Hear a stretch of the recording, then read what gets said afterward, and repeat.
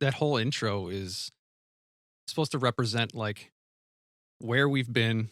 Like that's why on the radio you'll hear like clips of our old bands. Okay. On the Yep. on the thing, and Yeah. then there's a car crash signifying like the death of Where we were. Okay. And then there's that like build up, and then those birds are Clarity. like peace. Like Yeah. finally we're here and we're doing what we want to do.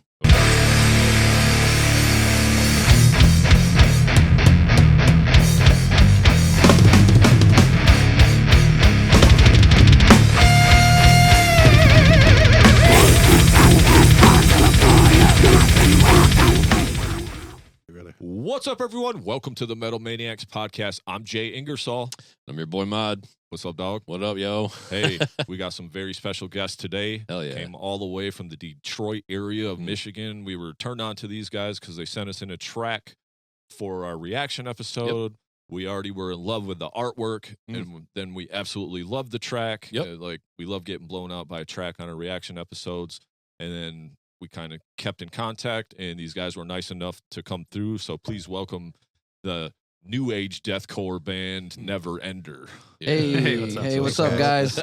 What up? I say new age deathcore because it is. We were talking a little bit before the show started. If you want to try to put your finger on anything nowadays, everything is everything, right? Like end of day, we just all play fucking metal. Can we just say that? Yeah, right? for Like, sure. You may have all these elements and everything, and sometimes you try to put things into a box. I always say I try to put things into a box so I can find it later.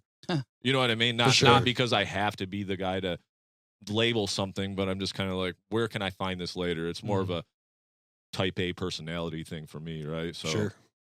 But also don't want to misrepresent yourselves or steer anybody the wrong way. Like, Right. if you're not a progressive jazz-fused metal band, Yeah. don't fucking hashtag blood that shit. incantation Right, for or sure. whatever. Yeah, Yeah, if absolutely. you're not doomed, don't say you're fucking doomed. Yeah, You know what I mean? absolutely. So- But super big fans of your band. It was Yes. awesome to like go through the whole thing.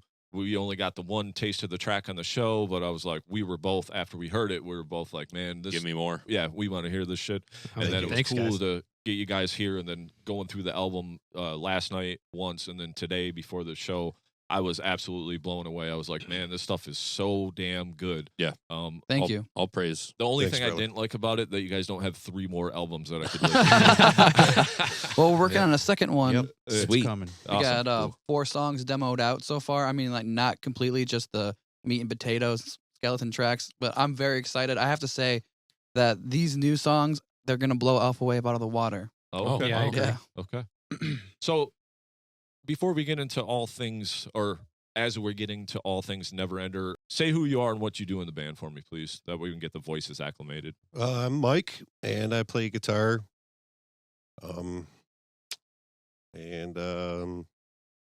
Twiddly-dees. That's why I wish Keith would have came because he's the bass player, and he had to work today. Oh. But Oh. I want to shout out to him because he's Shout the out. man. What's up, Keith? What's up, Keith? Keith? We miss Hey, you. Keith. Bass player's Keith. over here on this Yeah. side of the table. Yeah, Keith, next time you're here, You sit over this there. side. we love our bass player. Yeah. It's great. No, Alex, I play guitar. Okay, And I engineer and produce pretty Hell much everything. And Oh, hell yeah. And that's why it sounds so good. It- yeah, you well, do a dude, damn I'm good trying. job. We'll get into it. Yeah, we'll Yeah, definitely get we into will. it. Yep.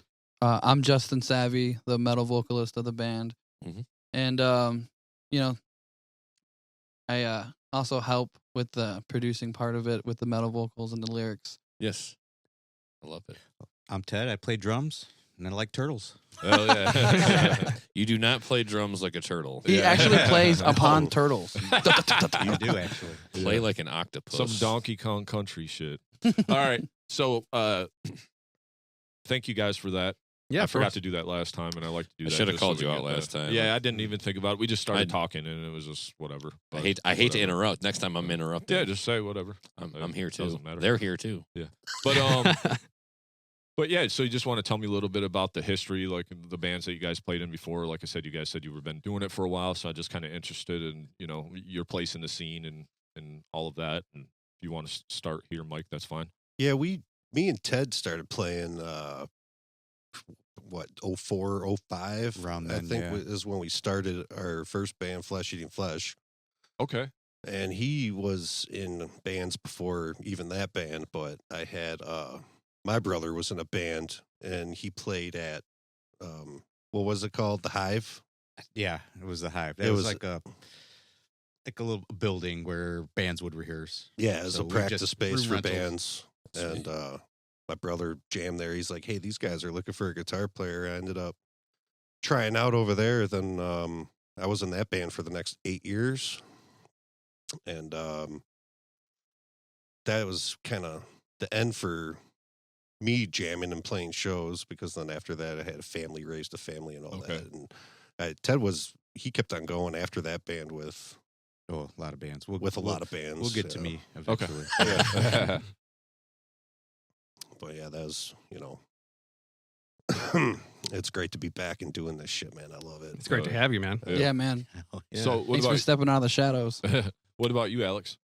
Oh, I've been doing stuff probably since like 02, 03. I don't know if you guys remember the Wired Frog Mhm. back in the day, like right on the outskirts of yeah. Detroit. Mhm. Man, that was a fucking shit show there, man. Oh, yeah. Just a bunch of kids getting fucked up. That's and where it's like all of our first experiences, I think. yeah. It's okay if we say fuck, right? Oh yeah, absolutely. Okay. As many times as you want. Yeah. Dollar every time. I just Fuck always, no. I just Fuck always no. bleep it out like on the clips. Just Okay. because Oh, I'm so right. Yeah, weird just about 'cause it, the but it's no algorithm. big deal. Mon- Yeah. But You're Yeah. fine. say whatever you want to say. We're here. We're Yeah, friends. then Teratoma came along. Do you guys know Fell Ruin? yeah. God, that Yeah. sounds familiar. Yeah. How do I know Fell, that? you would dig them. Yeah, no, I know. Um, I know that band name. yeah. Yeah. Yeah, Brian Sheehan was in that band. Yep. Mike Saraceno, who was in like 3 Parts Demon. Yeah. Yeah. So I was in that band too. Okay. Yeah, you were with everywhere, Mike. dude. Yeah. Portal of Pazuzu too. He played bass in that band. Mike did, yeah. The Delenda, Grave Bloom. We'll talk about. Like we've yeah, all been. We were all in all of Grave us have Bloom. been in Every Grave member of Bloom. Neverender was in That's Grave awesome. Bloom. Yeah. Okay. Yeah. Shallow Truths. Oh yeah, dude. Yeah, that was a fun time. I miss those guys. Yeah, Shout a out lot to of bands, shout out huh? to Shallow Truths. Mhm. Yep. Sweet. And then Grave Bloom again, but this time on guitar because I played drums originally for Grave Bloom. Okay. And You got your solo stuff too. oh yeah, there was just some solo stuff I did. I released it on like SoundCloud back in the day. Mm. That was right when I found out I was having my first kid, and I just kind of needed to get everything out, and then I took a break from music for a while, Okay. And then after Grave Bloom, me, Justin, and Ted, we started at Neverender. Okay. Yeah.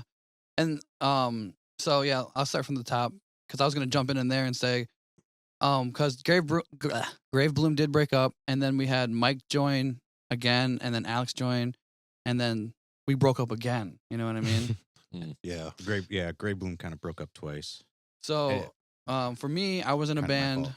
Well, I started out in like 2009. I was 15.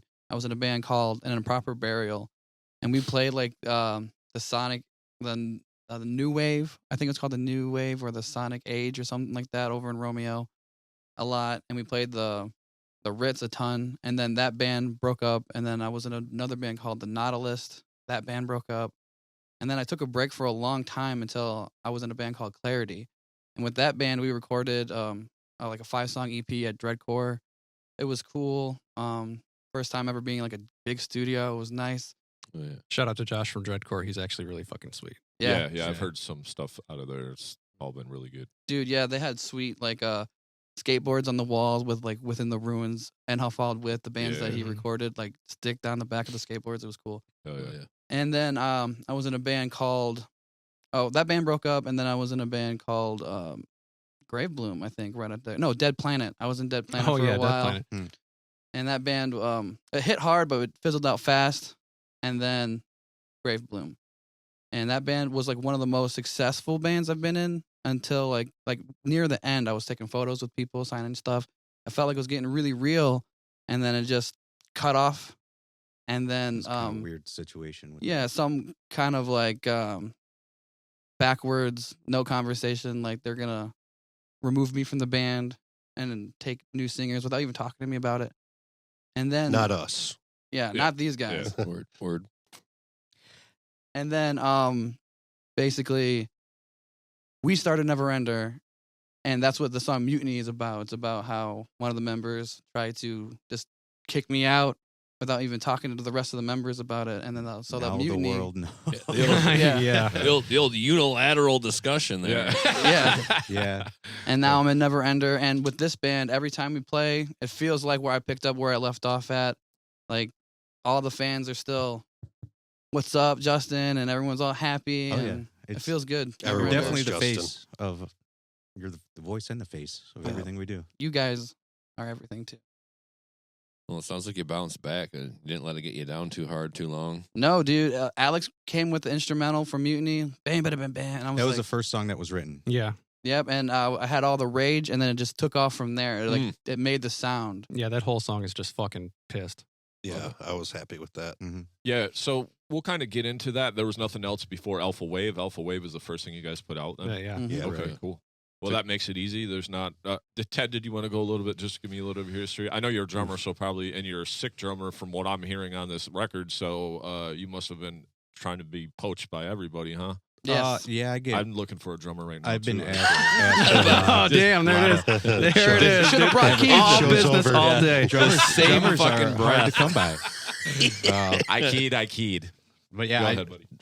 yeah, it was a long time ago, 20-ish years ago. Mikey and I started jamming. I was in a couple bands before Flesh Eating Flesh, and then I actually left Flesh Eating Flesh to join his brother's band, Animus, which is Animus. Yeah, Animus. Okay.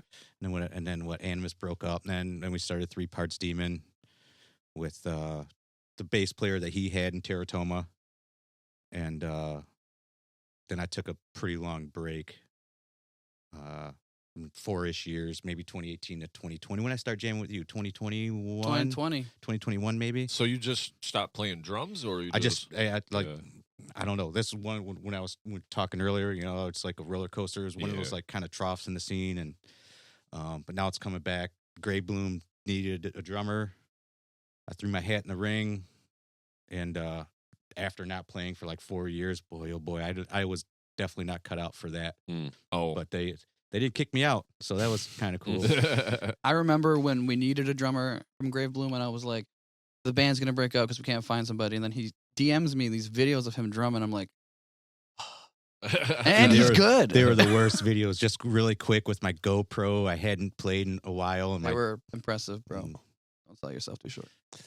yeah. I mean, that probably felt good because you're like, we can continue this band. Well, the thing is when you get a good amount of reps in early when you're learning your instrument and your craft, like you can get rusty, but the thing is when you get it in good early, you elevate your floor so much. You're never gonna lose the floor. You're just always going to be, how far away is that ceiling now? Do I have a vaulted ceiling? Like, how much work do I need to do to get back to my ceiling? But you can elevate your floor so much early on by... My floor and my ceiling are the same level. Nice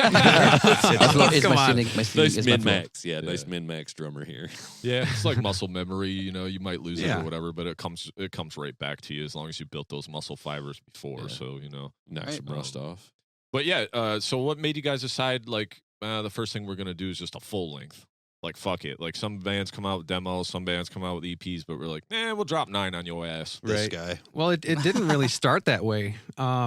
We just kind of wanted to have an outlet to express our music because in the previous band, we didn't really have a place to do that because everything was kind of already written and we were just kind of like playing along, you know? So like on the sleeve of the album, it says something about this is for remembering what it's like to have fun making music again. Okay. And shit like that. And the most important thing is the fun factor. So we were just jamming and we were just writing and 1 song, 2 songs, 3 songs. And then there was discussions for like an EP or 2 a split EPs, EP. Yeah, dropping 2 at a different time, using the same kind of artwork and having different colors. Yeah, like red or just blue. Just a kind of part 1, part 2 thing. But and then there was just so many tracks. They were just like, man, you know what? It's just a fucking album, dude. You know? Yeah, for sure. Well, go ahead, Nick. Did you have something? I love the album, but that idea also was sick. Like the 2 It EPs, was a sick that idea, was yeah. like, well, there's a lot of good content right there. I was like, there's you could. really no wrong answer. The idea, because I sent the album over and it was red artwork, but I really liked the blue. And then they were like, yeah, I really like the blue. I really like the red. And Tad was like, we should make a red Blue split EP. Yeah. We have a few other ideas You to could- explore. Then it turned with into like that, four too. of them. Yeah, like a yellow four album. different yellow and Yellow and a- purple. Mhm. So we can Black just and keep white. the same face with a different color. Yeah. Or if for any reason you reprinted this or repressed it down the line with some maybe bonus content, you So could, that- you could that's do that. on the table. Yeah, we have thought about that, Instrumentals yeah. also. whether it's like a live performance or whatever you offer your fans Right. to give them a reason to repurchase the album. Right. The instrumental album of it or something. Yeah. Something. I mean, I don't like the idea of an instrumental. It's just your vocals are too sick on it, man. I don't know. It gives You are it gives an my important up and coming factor. metal vocalists who like my music a chance to sing do it. vocal covers. Oh, and- yeah, that's Absolutely. true. Yeah. That's true. Because as a metal vocalist myself, I'm always online looking up like "Job for a Cowboy" and "Dim Moving a Machine" instrumental, instrumentals, and it's yeah. just some crappy karaoke version Yeah, where you it's can so hard to Yeah. Yeah. in the You background. got a point. That Oh, is that's interesting. So this came out February 28th, 2025. So this year, 9 songs, Yeah. it's 40 minutes long. Yeah, But I heard you say something, and correct me if I'm wrong, you said something along the lines of you guys started 2021-ish? Well, Grave Bloom. I joined Grave Bloom in 2021. Okay. And then 2023 is when we actually started. Okay. Us three started Yeah. Neverender. Okay. Yeah, that's It's when. like May of 23. So I think that's when you started Mm-hmm. writing, or so this is your thing, kind of, Alex, at the beginning, right? well, the instrumental portions. Yeah. Yeah, okay. Yeah. And then what does that kind of look like then? You had some tracks. It Show all these guys, it or all you started from jam it scratch. over? it rolled down the hill like Yeah, it was like snowballed quick. Grave Bloom is over. We went over to Ted's house for a practice like usual, and then me, Alex, and Ted were like, we're gonna start a new band, and we checked out some bands that we liked right at the time to get some influences. And then Alex is a machine when it comes to writing. He just Yeah. came out and was like, check this riff out, try this, and we fell in love with it. And I instantly was able to pick up some lyrics because of all the heat that was in the moment, Yeah. and the ball started rolling. And we also came up with M.O.S.H, the intro for M.O.S.H. Okay. Yeah, Like just chilling in the jam room and Mm-hmm. Totally organic. yep. Yeah. Okay.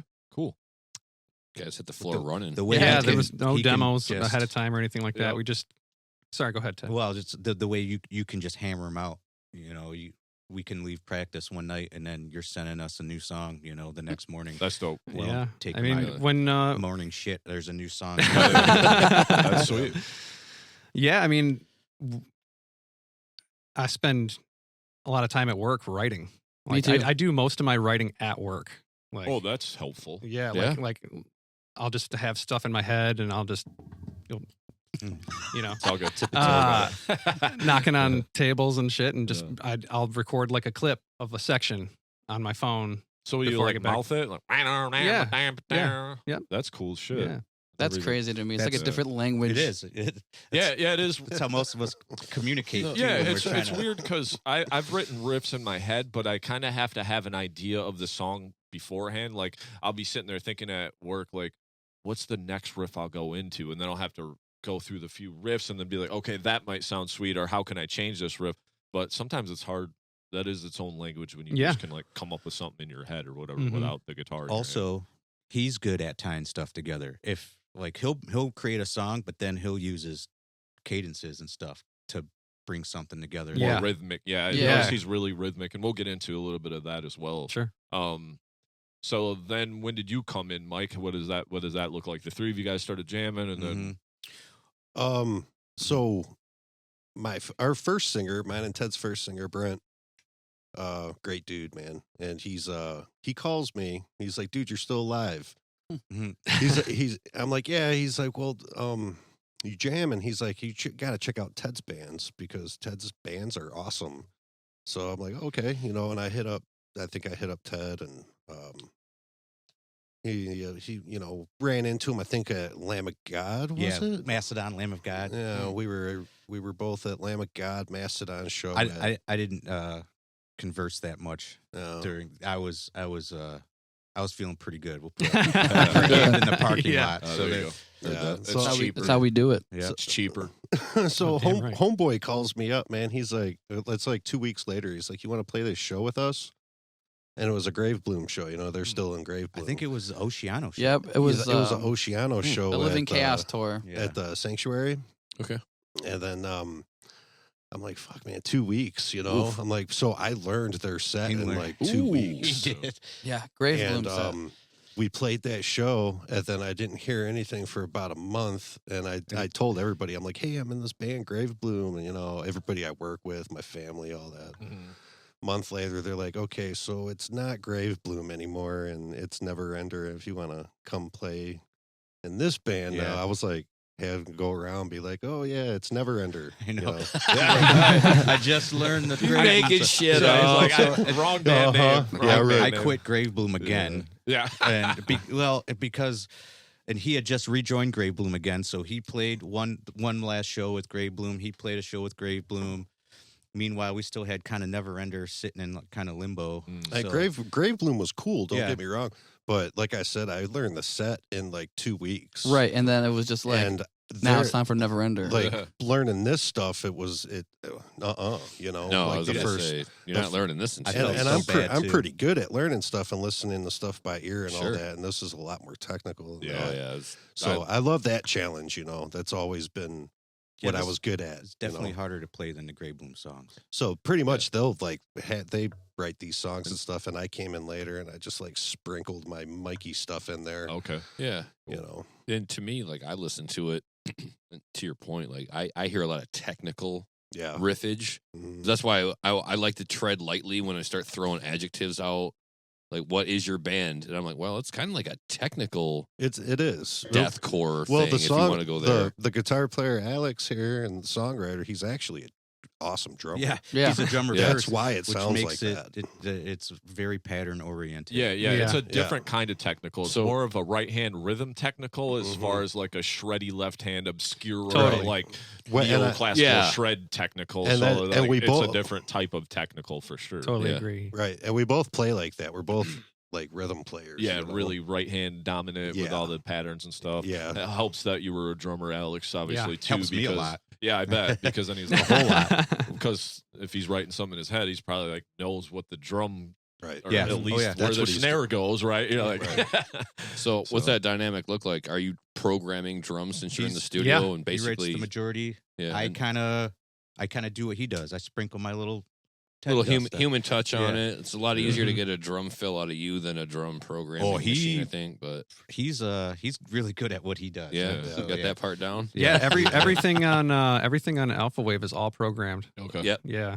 Yeah. It sounds great. So, and Thank you, we've man. we've made the point several times that it is a lot easier to get away with that in the studio. Time, money, Oh yeah. For that kind of resources. music. Yeah, I mean, I mean, for we're the broke for the as hell, outcome. so Yeah. I mean, for the outcome too. Like, what are we trying to do here? Trying to waste 2 days setting it up in the. You can do that for sure, but like, Mhm. it's way easier if you already have the skill and the knowledge to program them. Yeah, You gotta I have was the right stuff and at and your changing disposal, things too. along the way too is Way you know, easier, just click, click, yeah. click, click, click. Yeah, You're done. You yeah. know. Yeah. Yeah, instead of 3 practices in between, you're waiting for Ted or something like, hey, did you get that fill yet? Or did you forget that part Right. since last time? The answer is always no. Yeah. Because it's different every time. I never play this. And you're like, this was it. Yeah. Which Wink, version? wink. Yeah. Yeah, which version? It doesn't matter which version is No, never no. going to be the same No. ever. No, I get that. But, that's Yeah, how I think my you band do think that's pretty part of the similar, charm, though, Ted. man. What's Oh, that? Like, there's a lot of the times where I feel like you surprise us with cool shit, Oh, that's the only time. but like most of the time it's really consistent. I'd have to say, like, Yeah. Hopefully. it's always some random cool fucking accidental spill across the splashes and the boom ding dings, and I'm like, that was a nice little fucking just- add on. That's that whatever, language again. however I feel. Yeah. You know, I don't know. Because sometimes he'll like, I forgot what we were playing last, but I'm like da da da da, and he just straight up ping ping psh, psh, and he never really does that ever, and he was just on time with my vocals. I was like, do that all the time. Yeah. Mhm. Remember that? So, yeah, came out this year.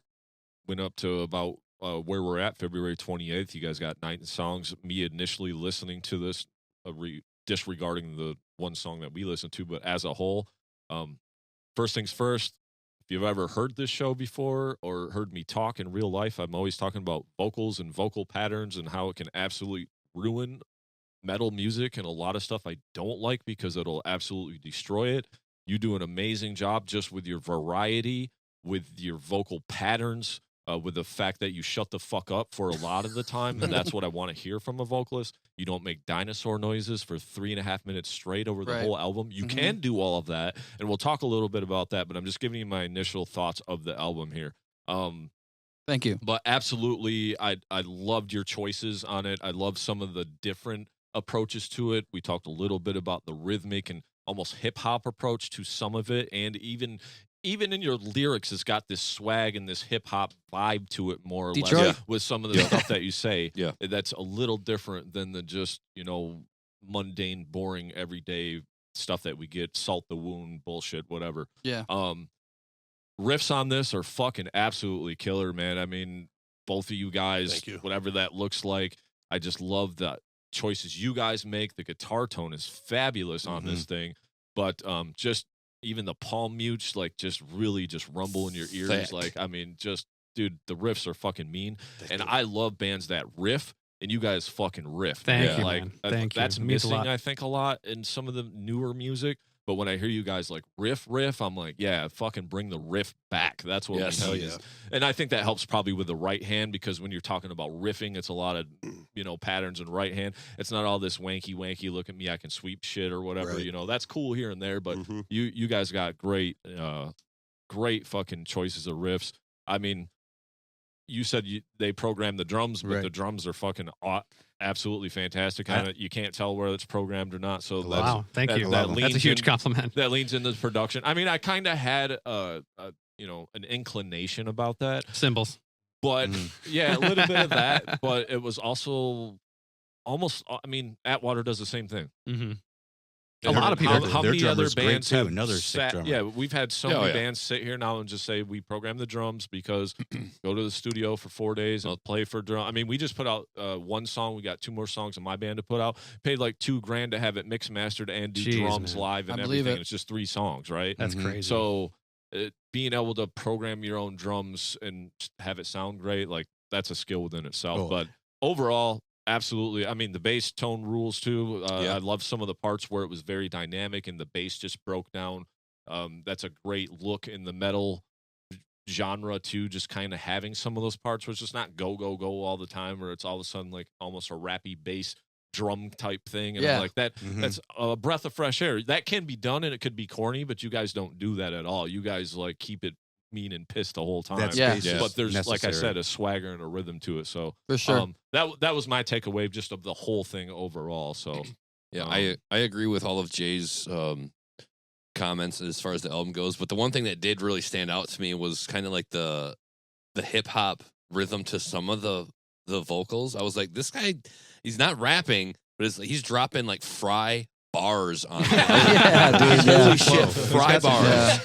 Fucking this dude invented fry bars. I mean, there's other vocalists, and I call it like the kind of like the rapid spitfire vocal approach, and I love it. I think it's great when you can do that. But I felt like yours weren't just fast for the sake of being fast. They were more like they did have that swagger, almost kind of like a hip hop thing. But you weren't going too fast. You were just like, there was a lot of words, not too many, but it was all in a very good rhythm, cadence, and like a flow to it. It's like, got breath and bounce. That's kind of how I would say it had meter to it, right? And a lot of guys, they just want to scream in. Sometimes they just cram syllables in just to right at the end. And it's like, it's kind of dumb because you almost had a flow, but then you just crammed everything in there. But I thought you did a great job with the vocals, the diversity. But yeah, I did notice that it was kind of a unique feel because it's not rap metal. Nobody's saying those 2 words together here. But the vocals, like it had that vibe to it. No, absolutely. Sure.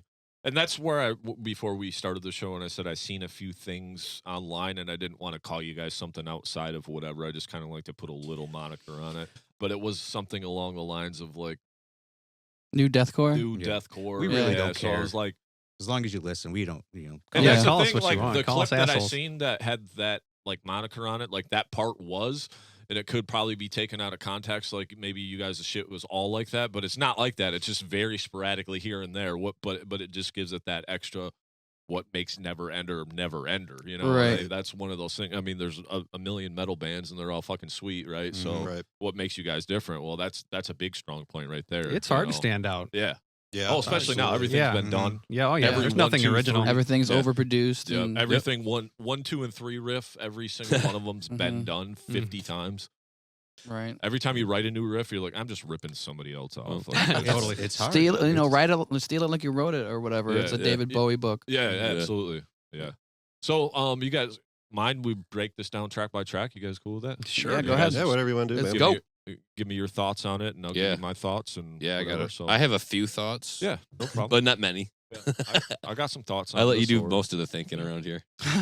So it starts off with this skit, I love Reminiscence. Oh Mhm. yeah. Oh yeah. And that's more to like almost a rap thing, right? How many skits are on the front of Well, a metal song or a right. metal album? Yeah.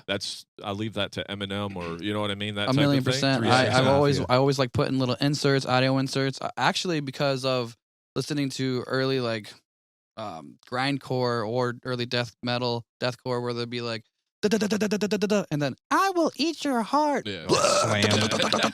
You know what I mean? Peeling flesh, stuff like that. Yeah. But Yeah. like for the intro, we were just chilling in the basement, and we were like, we should come up with something that leads into that pissed off mutiny where it starts off like blah dun dun dun dun dun dun dun dun dun, and we said someone walking to their car, and then Alex had the idea to put those happy little birds in there right before the. Well, It's there's after. a lot of meaning to that whole intro. Oh, Oh, I yeah. love that. Yeah. I took it places, but Yeah. you Yeah. first, please. And no, so basically that whole intro is supposed to represent like where we've been. Like that's why on the radio you'll hear like clips of our old bands Okay. Okay. on the Yep. on the thing, and Yeah. then there's a car crash signifying like the death of where we were. where we were, Okay. and then there's that like build up, and then those birds are like clarity. peace. Like Yeah. finally we're here and we're doing what we want to do, Okay. because there wasn't a lot of freedom before, Right. if you remember me talking about it. But Right.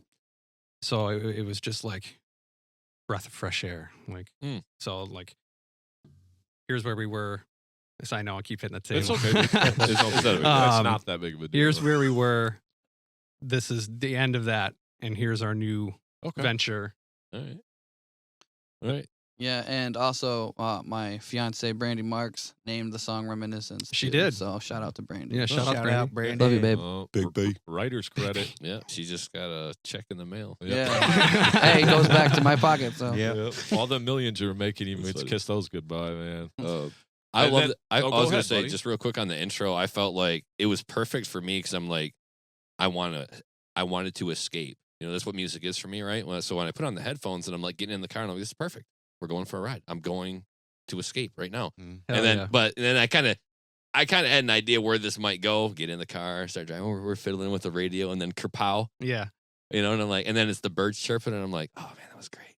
Because I know exactly what's next. and it is exactly like I was feeling those birds right there. I was like, those little chirps. I was just like, it's going to be such a good It's like riff. the eye of the storm, right, yeah, Yeah, Calm exactly. before the storm. Yeah, Yeah. no, it was a really cool intro. I similar to Jay. I like a good sample or intro or like minuet, something to introduce your album, kind of like guide me in. I don't mind kicking the door down. That riff better slap though. Yeah. Like number one thing you hear, it better be the best riff ever.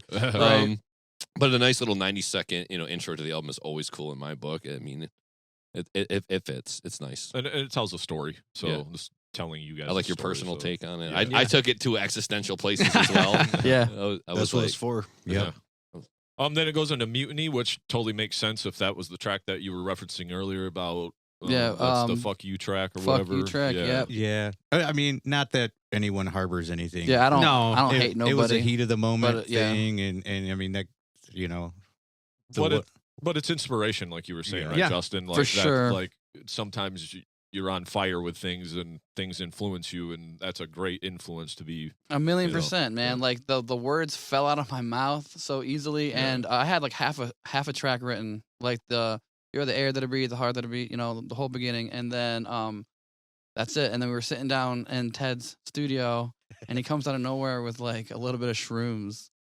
And we all Yeah. so Yeah. like Yeah. the end, the middle part where Sorry, I'm like, Mom. kick over that headstone and rip out that red rose. I was definitely on shrooms for the rest of the song. No, it was fun. It Yeah. turned out perfect though. Yeah, very pissed, dude. I felt the rage And Yeah, I that's don't what think you needed. could replicate that. You know, Yeah, that makes the sense. way we felt in that moment. Yeah. And it was so fun. We were all laughing, having a great time. Oh yeah. Down in the studio, Neverender studio. Yep, them portobellos get you, boy. Yeah. One thing I heard, I was like, man, they're fucking mad about something on this track. So Yep. I did feel that. The trem riff that locks in right after the first riff, you kind of do this arf arf thing on that. Yeah. Yeah. Yep. But the double bass and the riff that just comes in, I'm just like, man, that's pissy, dude. Yeah. And then you kind of go into a rap part kind of like after that, Yeah. which that's super sick. Love that part. And then there's another trem riff before that intro riff comes back in that's super sick too. So just kudos on the riffs, and just anytime you guys, you could do a lot of that syncopated stuff, but then when you just give me some of that juicy double bass, I'm like, yeah, fucking metal, bro. Let's go. That stuff's getting harder though as I get elevated in age. Yeah, I understand. Yeah. I understand that constant double bass is. And that's like not even fast compared to some of like the old bands we were in. Oh yeah, prior. right. Oh yeah. Yeah. He's doing me a solid by Yeah. helping create stuff for my elevated age group. Yeah, we totally understand that. We were in a band called Infinite Design, and we did all this blast and I grind and tech. I played That with sounds you guys. familiar. Okay, That's when what I I was in thought. 3 Parts Yeah. Demon. We played with you guys. Yeah, quite that's a bit. what I thought. Yeah. Because no, Larry always talked about 3 Parts Yep. Team, and he was really good friends with somebody in Yeah, the band. Or me something. and Donnie, yeah. Okay, Yeah, cool. Yeah. yeah. So we play in a band. I play in a band called Iron Sharpens Iron. Nick's filling in for us, so he kind of plays in it sometimes too. Sweet. Larry wasn't that? Yeah, it's Larry's band Okay. basically, but it's kind of our band now. But Nick's filling in for a show with us, but we're kind of the same way with our drummer as well too. It's like, dude, let's not blast and grind through everything like we used to. Not Mhm. everything has to be super technical. Like, we're in our 40s. This is kind of a hobby. Like, we don't need to fucking, we did all of that shit. got nothing So to I get prove, it. man. Like, yeah, exactly. Yeah. It's like, let's And it- play what you guys said, what resonated with me. Like, what's fun? Yeah. Yeah. Like, because you got the boys in the room. Like, Yeah. what are we feeling? Like, we're not out there trying to be like, oh, look at us sweep and fucking Well, one hand yeah. grind the And, whole time and shit. You know, the 4 on the floor makes the double bass and the blast beats stick out that much more. Absolutely. Yeah, for sure, man. That's why it rhymes. Yeah. Yeah. I'm a rapper too. Dude, bars. That's where it comes from. Fry bars. Yeah, Yeah. Neverender's all about having fun, though. Yeah. That's our main message every time. Yeah. That's awesome, dude. But when And- I hear a riff or a part, like the reason why the range is always everywhere and different is because, like, I listen to the part and I'm like, what is this style to me? Like, oh, this kind of has like a traditional death metal vibe, so I'm going to use that style of vocal instead of like a mid range. And so when the fry bars come, it's that din din din din din din din, really spacey little. I feel like this hip hop vibe Yeah, to it's it, like a bouncy to Mhm. it. but it's Yeah. not like da da da da da da. Yeah. You know, it's Yeah. actually like it's like a drum beat. Yeah. Yeah. So it's like a different rhythm. So I love how you do that, and then we'll get into that a little bit more. The variety of vocals are awesome, but I love how it's on display. You do it. It's not just like, hey, I watch me do every vocal I can do, every bar of every song. I used to be that way, man. Well, because I was, so many people are influenced by bands like Lorna Shore or Yeah. Signs of the Swarm. Mhm. it's Me, the vocal I- Olympics. It's not for me. I understand why Same. people like it. They're great, but it's just when you do every dinosaur noise over every riff of every song with no like pattern or anything, it just sounds like a jumbled mess to me. Mhm. I feel That's you. why I like that you can do all of those things, but you're like, okay, we're just gonna do fry vocal here. I feel We're like gonna do fry vocal here, and we'll just add a little low on the end here. It's like you display the vocals. You give me a little pig squeal, which I got a few note in here. Fucking awesome. I love Thanks, it. bro. But you Yep. use it just enough. You Yeah. just don't fucking pig squeal the whole time or for a minute and a half straight. Then that would just take kind of what you just said, Ted. Yeah. It takes away from the overall, Mhm.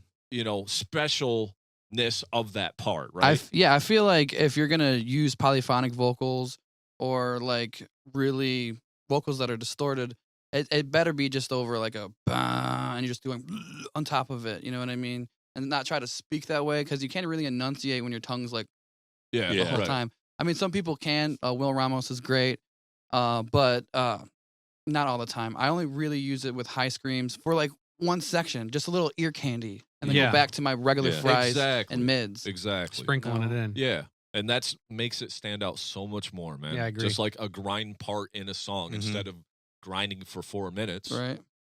Fucking little 25-second grind, you're like, oh, that's heavy.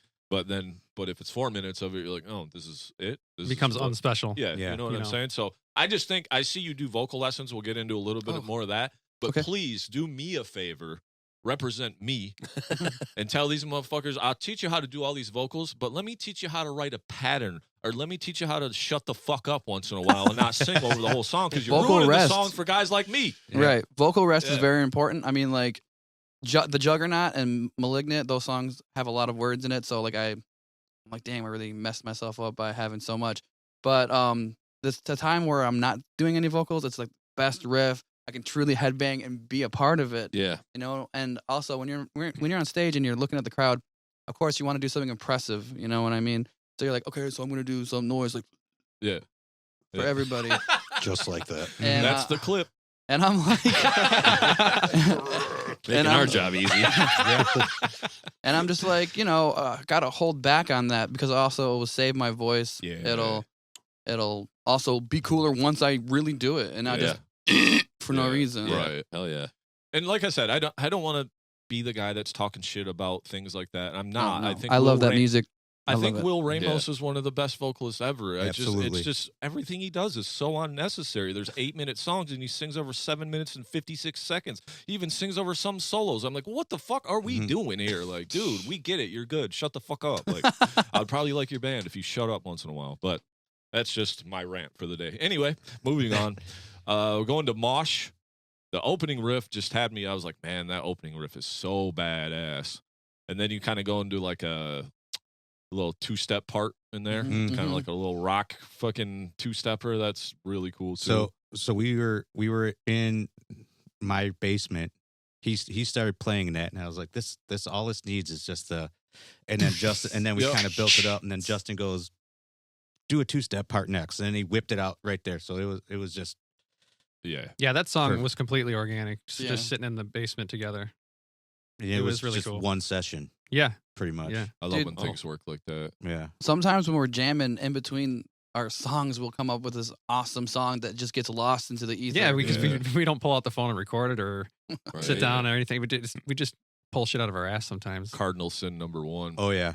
Not recording. And we have the ability to probably record everything we do in that room. We do. We do. I've talked about this before on the show, but I just have one of those like little Tascam XY recorders or whatever, and like we put that thing in the room, just make sure it's not peaking. It captures everything like so well, just as far as like whatever you need in the room, but you can hear every instrument, everything's like crystal clear. And that's awesome. I do have one of those actually. Tascam. Yeah, they're like $99 or something. They have. I like always a new wondered version. about those Yeah. too. Yeah, I think I had it back when we were in Flesh Eating Flesh. I don't remember. Maybe. I don't know. It's somewhere in the basement. it's been a great tool. And then you don't have to worry about busting out your phone or whatever. You just kind of hit record, leave it set up in the back of the room, and it captures everything really well. At least enough to know if you want to change something next time or remember an idea that you're like, that was sick. You remember that? And you're like, no, I don't. Problem number 1 for me. Yep. How'd that drum fill go? Yeah. Alex is like, I got all the riffs, bro. We'll just write something else. Right. But so with the M.O.S.H., to me, then there was like the rap style on the chug part on this song, and that was like a new feel to me. Yeah. So I really like, and when I say new feel, I'm just saying for music in general, like this style of music, like it's a new feel. It's just something you always don't hear. Where, as I said before, you could go off the rails with that, but like it's a perfect part in there. Thank you, man. Yeah, that's quite a compliment. yeah, great hearing that. Yeah. Yeah. Yeah, it sounded different to me too. I was like I said, there's fast vocals before, but there was a little bit more like just that swag, that street feel to it. You know, you brought and the other comment I made earlier, I don't know if I said it on the show yet, but just the anger. I felt like I listened to it before I was saying, and then to listen to it, to revisit it. Here you come. I want to be on my game. Know what I'm talking about. I don't remember it being that angry the first time. I was like, he's mad at me. No, but the anger was real, man. I could feel it. And it was, dude. I'm sick of feeling, most of my stuff is about, people stab me in the back or feeling unappreciated or things that go on in the world that are unfair for others. Yeah. And also M.O.S.H. stands for move over, stop hating. That's why it's Okay. Yeah. Cool. M.O.S.H. I like that. But just a couple more notes. There's another riff that comes in kind of like halfway through the song. I didn't put a time marker, but it's like a play on the first riff, but it's like this pull off, and I'm just like, that's badass. And you'd like do this gremlin vocal like close after it, and then the breakdown at the end, there's these ghost notes. You like break it down, there's like these ghost notes, and the guitar staccato a little bit, and then the guitar starts chugging with those ghost notes. I'm like, that is fucking sweet, man. I just, that part stood out. It was like, to me, the M.O.S.H is probably my favorite song off the whole thing. Oh, wow. Thank Sweet, you, man. man. Thank you. I love that song too. I just really like the song. Just all the little detailed things like them ghost notes at the end, because you could just hit the on 4, right? You can just hit the snare, but just adding that little, he's good at what he does. Chugs after, fucking sweet. He's really good at what he does when he's punching that stuff in, and Thank you, Ted. makes me look good. Nah, super genty in that song. I love that beginning riff. I love that. That was one of the things that I wanted from Neverender, was to have like a more of a gent bend style like that, and hardcore deathcore slams. Yeah, I don't know. We got some influences. Him and I have some gent influences. Him and I have a lot of hardcore influences. So Nice. You'll hear some more hardcore coming in this next record. Dude. I'm cool with it, man. That's one style that's grown on me over the years. So Yeah, me too. Like I honestly, I've never ever been a hardcore guy, like ever. And lately, I know, but these two guys, I've always been a hardcore guy, and I've only ever been in metal bands. Yeah. yeah, right. Okay, you gotta do blast beats and 200 BPM double bass for 5 minutes straight. Dude, Despise Icon type stuff, but gent. You know what I'm saying? Yeah. One of my favorites. I can't play Despise Icon. Ad's grind is crazy. Many people that Right. can. Right. I don't know if you listen to the new one, but he does this fill on this song, and I swear it's like 38 seconds. He's like just this crazy film, like this motherfucker, man. Yeah. The machine, man. So good. But hardcore is one of those things. We grew up on Death, Carcass, like those old school At the Gates, those kind of bands, Morbid Angel, like the death metal from Florida. That was all the shit we grew up on. So we're like, hardcore, man, whatever. It's been around forever, and then a lot of the shit that we listen to has been influenced by that as well. But I think with this show, and then almost going all the way to the brink, because now you have these obscure slam bands that play 400 BPM. That's so unrealistic. I'm like, I almost need to not even, like, we've already been there. Let's go all the way back to like more of a simpler, like hardcore, and be like, okay, now we're talking about ethos and attitude and more simplicity, but more feeling. And I'm like, okay, this is now speaking to me at this part in my life where everything's a feeling based and understanding the simplicity of it, because before we're like, oh, we're not playing like Chuck Schuldiner, I don't give a fuck. Like you're just playing hard, power chords or whatever. Right. But that has a time and place too. You just mature, and things get less becomes more after a while. Yeah. Exactly, dude. Certainly It does, comes down to that going in front of people and wanting to put on something, doing your best work, and it's often too hard for you to do. Yeah. You know what I mean? You can pull it off sometimes, but no one's Mozart. You know what I mean? There's only one. Stephen Carpenter said booty shaking music.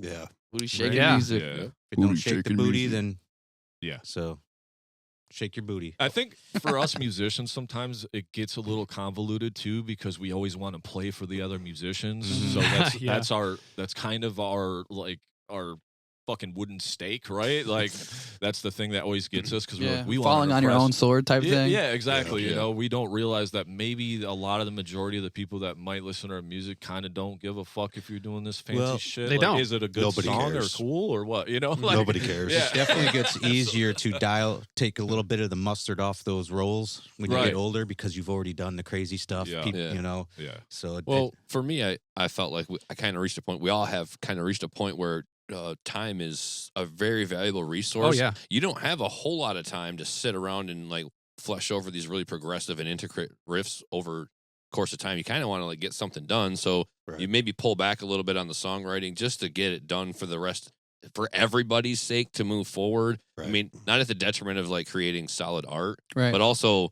like, does it really need me? Do I need to work on this part for 60 minutes to nail down a 2-second fill? No, I don't need to do that. Let's pull back. Like, I don't need to be hitting my skill ceiling every step of the way, especially for the sake of writing a song and getting a project done. And like, again, time is valuable. So like, maybe just pull back a little bit for the songwriting, just to get in and out of the room and get her done. But which isn't to say that anything about what you guys do is simple, but you do at some point put things in a scope of how much time do I have to commit to this, and at what point do I want to get it out. I think you guys hit the floor running 2023 and put an album out in 2025. Fucking fantastic. Beginning of Thank you. 2025 Yeah. too. So Yeah, that's you know. that's Well- like really efficient work in my opinion. Well, thank you, man. I That's had, that's just from like years of jamming, you know. Yeah. Well, yeah. yeah, but like if you that- stay on your He had everything Right. ready to rock too. Yeah, but I mean, we only practice like 2 nights a week. You know, that's a good practice amount in my Yeah. I opinion. agree. That's more than my mom usual. or my wife says it's also My mom. my More mom, than most people. my mom. who is my wife. Right, she's the band mom. Yeah, she is We got definitely a band couple mom. band moms. Yeah. We do. No writing credits. Oh, only one. Yeah. So- She gets feeding credits Uh, occasionally. Yeah, dude. Man, Karen can cook her ass off. Twice- Shout out twice to a Karen. week. Right. Yeah. Shout out to Karen. Twice a week practices are definitely for that band. If you're practicing at that clip, they want to play live. Yeah, Like, you're always on the horse, or you might even get that third one in if you can get that alternate third one in. we maybe, try. yeah, you like know.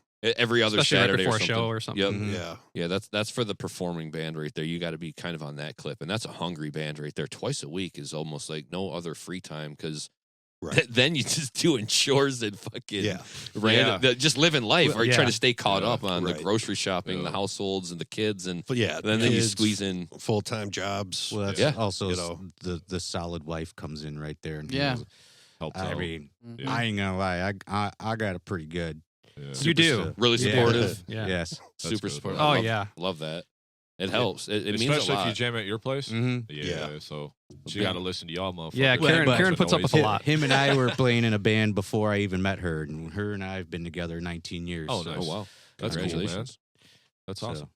Love to She hear knows. Ride or She die. knows what she She signed knows up your for. shit by this time, huh? Yeah.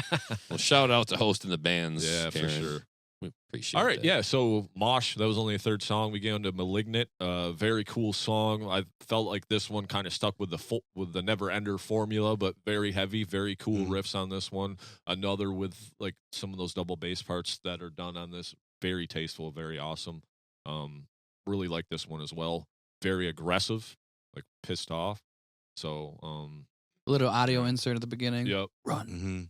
Mhm. Yeah, that's actually Bray Wyatt from like pro wrestling. I don't know if you guys are into pro wrestling or not. But Not familiar. yeah. I know who that is, though. Yeah. Okay. Yeah. And that is him? Yeah. Oh, okay. Yeah, I stole it from a clip on YouTube. Okay. Yeah, I'm a big proponent of that. Hey, man. If I need a sample, I will pinch it. We'll I will- steal it. I will take your sample. We'll like- steal it. Oh, Well, I shit. love anything from a movie. Mhm, Yeah. Me too. Any audio clip that yeah, that's me. Movies. Jason and I love samples. Always have. Yeah. Just sneak them in the beginning, sneak them in the middle. I don't care. I just Right. they always take me to a place, and I love playing that guessing game. What is it? Where is it Sure. from? So Mhm. thank you for the because I love knowing that stuff. It's kind of trivial, but at the same time, it's just fascinating to me because every time I hear it, I'm like, well, where did it come from? So now I have a little Oh, rabbit yeah. hole to go down. I just Right. thought it was Justin. I just thought he did that. Yeah, Oh, same. no. Right? Yep, same. Another, So did I. Metal Maniacs exclusive there. I had no idea. Funny. It's going in the Metal Maniacs trivia Yeah, folder. there, it There you is. go. The lore. Yep. Yeah. So, any comments on Malignant or? Malignant. It's hard to play. Yeah. Okay. It is. It's fun to play. So the ending of that, the breakdown at the end of that song is my absolute favorite breakdown in the whole album. Sweet. Bun, bun, bun, dun, dun, dun, dun, dun, dun, dun. And the lyrics for that I actually wrote for a Gravebloom song that never got released. Mm. And I was like, okay, I got a little song for this, and it fit perfectly. Like some of the words like lined up on the bass drums and all the hits. I'm like, Oh, dude, nice. that's why that song was never released with Gravebloom. Yeah, it was It always meant like for this. made Yeah. for it. Mhm. That's badass. That's how it worked out. More lore for you. Some Yeah. Neverender lore. Then the final gambit. Absolutely love this song, man. The opening riff. Another one just slaps you in the face. The vocal pattern that you use kind of on this chorus, then where you say the final gambit, it's totally badass. That was just one of the things that I was talking about before. And then there's a vocal part on here. There's like these stops behind it, and you kind of like keep the vocals going, and it's Yeah. almost like Mhm. drum and bass in between a little bit. And then there's a riff that follows that, if you're with me here. And it's probably my favorite riff that you guys have. It's so badass. Absolutely love the final gambit. And then you guys kind of like fade out, or it like cuts out, and then it comes back in with this total musical metalcore type thing. Mm-hmm. And I was like, that is so fucking sweet. Then you guys turned it off on me. And I was like, "Where's the rest of that at?" My dude? apologies on that. Yeah. Stay We tuned. had an- we- we're figuring. We're still figuring. That's something he had. It was sweet, dude. That first time I heard that, it blew my mind. Yeah. I mean, it's a little different than the rest of the things that are in the band, but I'm just like, man, if you gave me a little bit of that Right. salt and Oh, pepper yeah. in there, I would have liked that. You may hear more. taste, Yeah, I you know? liked Yeah. it, dude. I liked it. Thank you, because it was man. just so, it was different than like the genty stuff. It was just so melodic and like layered. I It's just honestly loved really it. super pretty. Yeah. It is. And I actually wrote it for my wife at the time. And we were going to have it fade in and fade out. And this goes back to the possible like split EP deal. And we Yeah. were going to start the other EP with that full song, but we just never ended up doing that. The idea was to like actually like no matter like say 3 albums, we'd put the next part into each album. So it's like the never-ender song. Oh, okay. You know what I mean? So like That's if you were cool. to like put that song and all the clips together, it would create a song. Oh, Oh, yeah. yeah. That was my idea for that. And then that Mhm. song was going to be the fucking Black Album one. Yeah. We were gonna have- So that's in a different tuning. Also, It is. So That's yeah. drop C. Yeah, and it's always nice Oh. to change the tuning on people. You know. Mhm. You can do it. Yeah, if you have that luxury. Yeah. Right. Yeah. Yeah. Yeah, you got to have. Although some they good- make some pretty sweet pedals that Mm. detune without any bullshit. Yeah. But I don't know. And with I the don't know. final gambit, lyrically, that's like a lot of angst that I had, and I wanted to give that street of Detroit, Warren, Michigan, East Point vibe, where it's like, what the fuck Yeah. do you know about this shit? Growing up on Wick and all that, Mm. living life like this, and then things get better in life, but you can't. You know, that's why I know the battle plan is because I've been through this shit before. Mm. You know, so come with me if you were born at the bottom. You know what I Right, mean? Like, right. I'll help you out of here. Yeah. And the chorus, dude. No, was it the first verse? Oh my god. It was yeah. totally different. I was like, that. It was this dumb crap. And then Alex was like, what if we did da da da da da da da da da? And I was like, okay. And then we ran with that. And he wanted to be less hip hop. He was like, take the hip hop shit out. And then we ended up making it more. hip-hop. Yeah. We went over to the house and it just spawned into like way more hip hop, and but the flows and everything, the way they hit, it ended up being so fucking perfect. Mhm. That I'll never forget being in your basement doing that. That was really cool. You're definitely pissed in that song too. Yeah. Yeah, dude. Yeah. A lot of people have died. A lot of people have killed themselves and by their own hand and lost a lot of people. So like, you know, that song, you know, you got to Yeah. get out of the depths, man. Come on. Yeah, it's kind of an inspirational type song. And that's when I hear like the ending where it's like it slides into that. It makes me think of them. Yeah. And I'm like, they're in a better place. I love a good rally cry. Yeah, I think for you guys that contrast works great because you are so heavy at times that, like you said, if you want to be less hip hop, but it ended up being more hip hop, Yeah. but at the same time, it doesn't really scream hip hop Right. either. If you're just That listen first to verse. it, you know, if you're analyzing it, it's a little different, but it's, you know, it's got the flow and everything, but you can't just be like, yeah, he's just rapping over or whatever. It's Like, I really never just felt that way. hardcore. Yeah. You know? Mhm. Yeah. Absolutely. I think it's just your choice of vocal patterns, which are always great choices in my opinion. So. I Yeah, think that- when I hear a certain riff, like I said, like that is totally like a hardcore mid-range yell. Yeah. And then the other one comes on where it's like a lower guttural. I'll do it. Whatever the music calls for, we'll do it. That's why we gotta keep it simple and do what the music calls for versus of let's try to impress everybody. Yep, that's probably one of the best statements I've heard in a long time. Then we go into Juggernaut. This was the one we listened to Okay. Yeah. on the reaction Yep. episode. Yes. Absolutely heavy as pissed. I listened to it again. This is one of the ones I kind of referred to. There's like a bass and vocal part, drum part that's going on. There's a dynamic to it Mhm. that is almost new metal, like creeping into that territory, right? Like Right. kind of. But then when you say I'm the Juggernaut, so super sick, and then this is the one that you give me the little fucking pig squeal at the end, just a little baconator. I like that. Just that baconator junior. It was just a small one, but it got, you know, Yeah, that's helped the another one. appetite, you know. That's another one about quit the victim mentality shit. Yeah. Okay. You know, you can break away, break through, become the juggernaut, get through the wall. Oh, okay. You know what I mean? Love it. Go ahead and test my greatness. Pressure makes diamonds. What I do breaks them over that little boom, boom, boom. Yeah, boom. I like that pattern a lot, man. You know? Yeah, some people need to hear those lyrics too. Like wake up to it in the morning. Mm. Like, they really need to get out of bed to juggernaut in the morning. Dude, that's because what Alpha Wave is about. It's about, becoming the alpha version of yourself. I love it. That's great. Sweet. We doing the Juggernaut 2. Maybe We're thinking about Juggernaut 2, got calling it Colossus. Colossus. Okay. Maybe Hell Return yeah. of the Juggernaut. I don't know. Like, Yeah. There's ideas yeah, flowing. we always there's We always whenever wanna we're tie in the something same back. room. There's Yeah. it's- creativity never ends. That's awesome, though. I mean, we've said it before on the show, and I don't want to keep, reiterating things I've said before, but it gives you all buy-in because it's all you guys' band. Like, granted, Alex, you do a lot in the room, right? But at the same time, you still want, it's just not your band or just opinions Justin's are band valid. or Ted's Agreed. band or Mike's Mhm. band. It's you guys like, oh, let's just try these ideas, It Mhm. gives you guys buy-in to Neverender. You're instead allowed of- to say no in this band. Right. Oh, yeah. Absolutely. Yeah. And it's okay. There's no let's- butt hurt Yeah. ever. Yeah.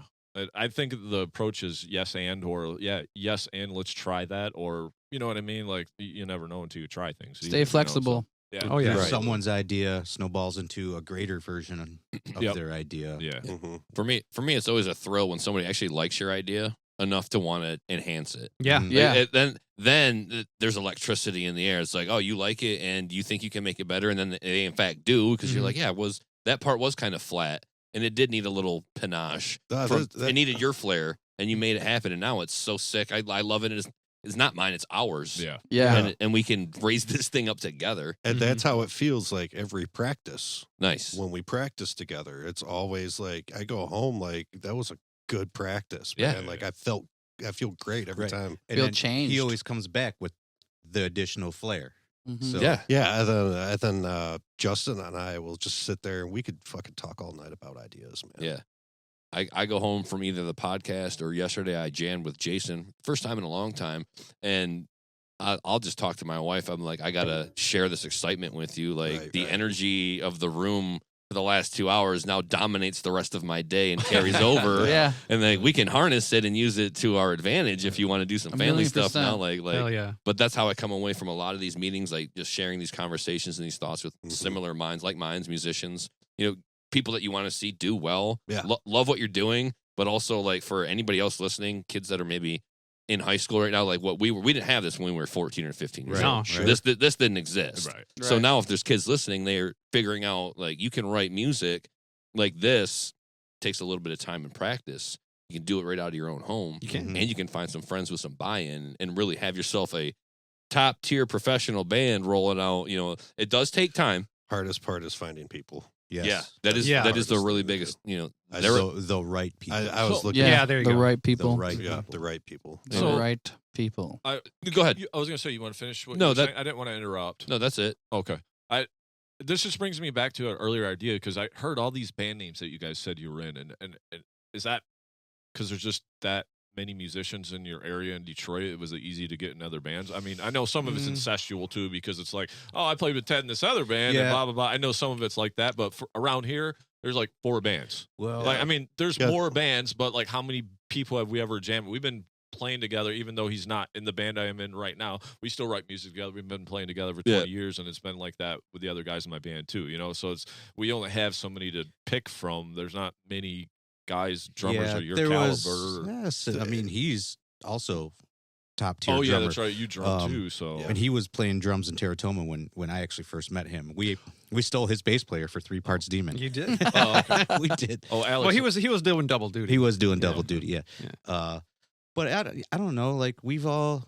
Yes and no. Yeah, yes and no, Okay. because most guys- of us are all pretty tight. Like you This is become it. brother bands, and it's like, hey, maybe we should try something, Right. you know. And then Yeah. it just I takes a don't know. while to find the right combination. Is that what I'm hearing you saying? Yeah, maybe. I mean, basically? Yeah, I don't. there's- I don't regret any band I've Oh, ever been. correct. in. Yeah. To So- me, it almost sounds like more money, more problems, and by that I mean like they got more people out there. They do. That's Mhm. just more people to filter through until you find the right combination, Yeah, right? right. Like here, 100%.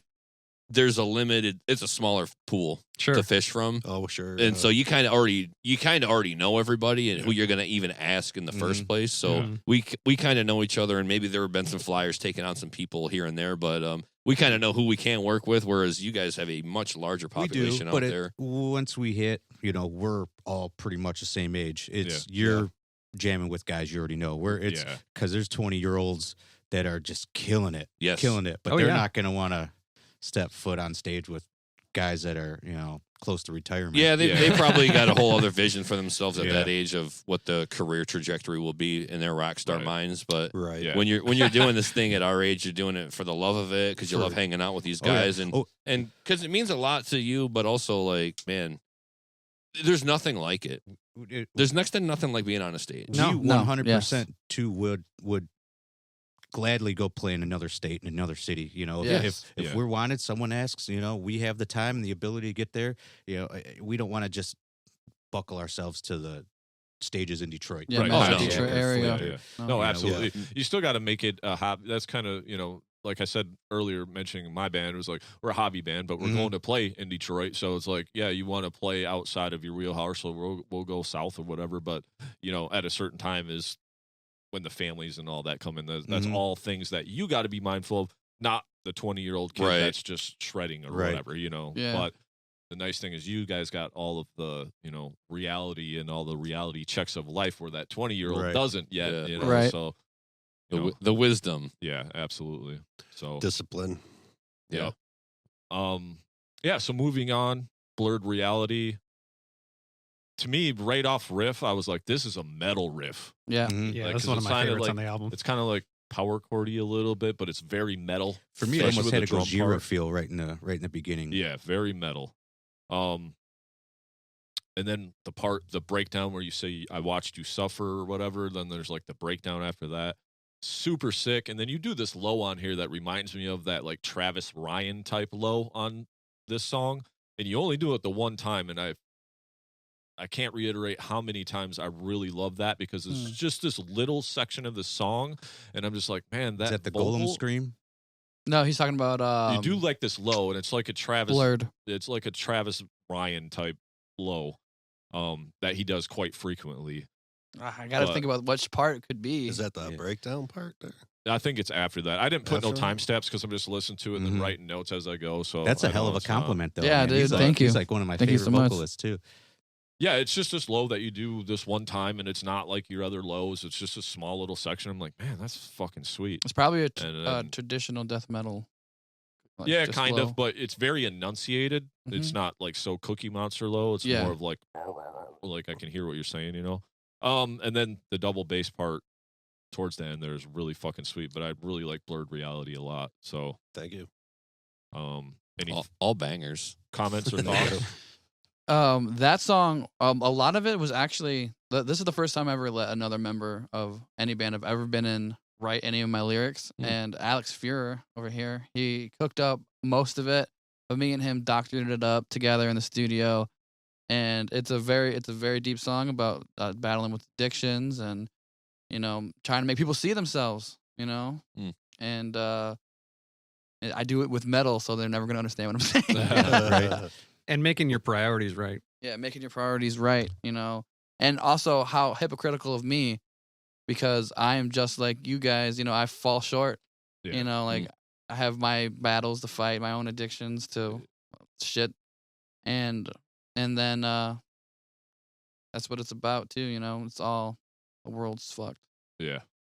Yes, it is. Yeah, I think it's important to read those words, especially when you're young and impressionable. But I think you do a good enough job of enunciating the vocals well enough along the way. I don't expect on a metal album that I'm going to understand every single word, but at least having them printed or in the bio of the YouTube videos, stuff like that really helps. And I think if you're really about it, because a lot of people, they just want to do the dramatic flair, the the theatrics of it, and nothing really sticks. It's like, oh, that was kind of cool imagery, but end of the day, I'm like, well, that was just kind of like a fairy tale thing, and I it's whatever, but it's fictional, right? But you're kind of coming from a more non-fictional. These are based in real life feelings, events, because that's what happened. You gotta have metal ears. Mutiny came, and that was based on reality.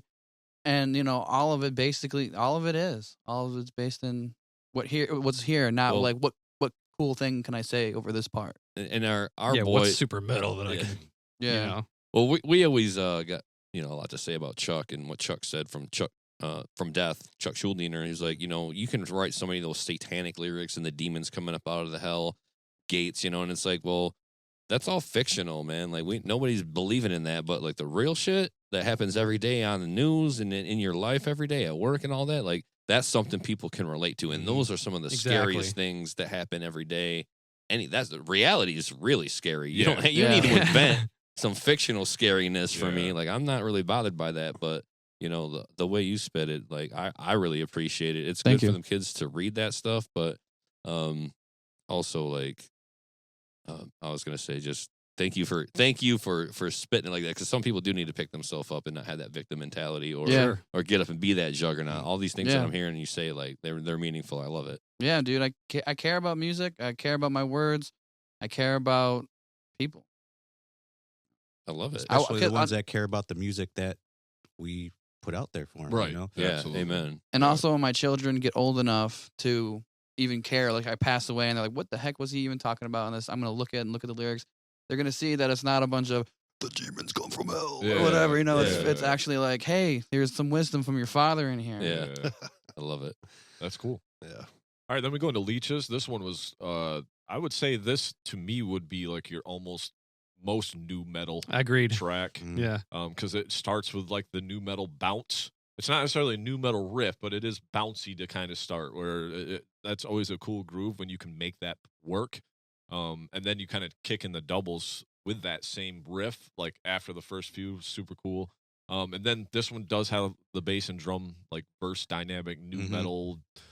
Kind of goes a little bit lower, and the guitar is just doing some It gives supplementary things. gives right? us a break. Yeah, Yeah, we usually play rock, paper, scissors. Yeah. These guys fuck around on stage. I while was me. gonna do that behind the bass and the drums or whatever. Yeah. Yeah. Gives Keith his moment too. Yeah. Yeah. Ted's like, when can I stop, you fuckers? I gotta keep on. But yeah, so I thought, but I really love the chorus on this one, super sick, and then like how it builds up. So each time it kind of like once you break it down to that dynamics, it kind of does build a little heavier, and then the chorus is pretty heavy itself. Then it kind of does that. So I really like the dynamics of this song. Doing that in metal sometimes is forgotten. So I like how you guys do that because you do it very tastefully. Well, very we want to you know. take you on a ride. Mhm. Yeah, know? for sure. I think the sleeve says that too. Somewhere on in the imprint on the Oh yeah. album.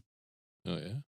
But yeah, so More just trivia. absolutely Right. loved Leeches, and then like the build up, and then when you say we all die in this life, them vocals that you do over that is totally cool. And then there's like another 2-step in this song that's awesome too. So just them little. Sometimes I used to be against the 2-step, and now like when you use it sparingly, I'm like, that's Right. pretty fucking Mhm. sweet. 'Cause Exactly. that's about getting other people into the music Yep. because they want to kind of dance to those kind of things. So it's making more of an involvement into the tunes, right? So I feel like that's where I most appropriately use the phrase guilty pleasure. Like, Yeah.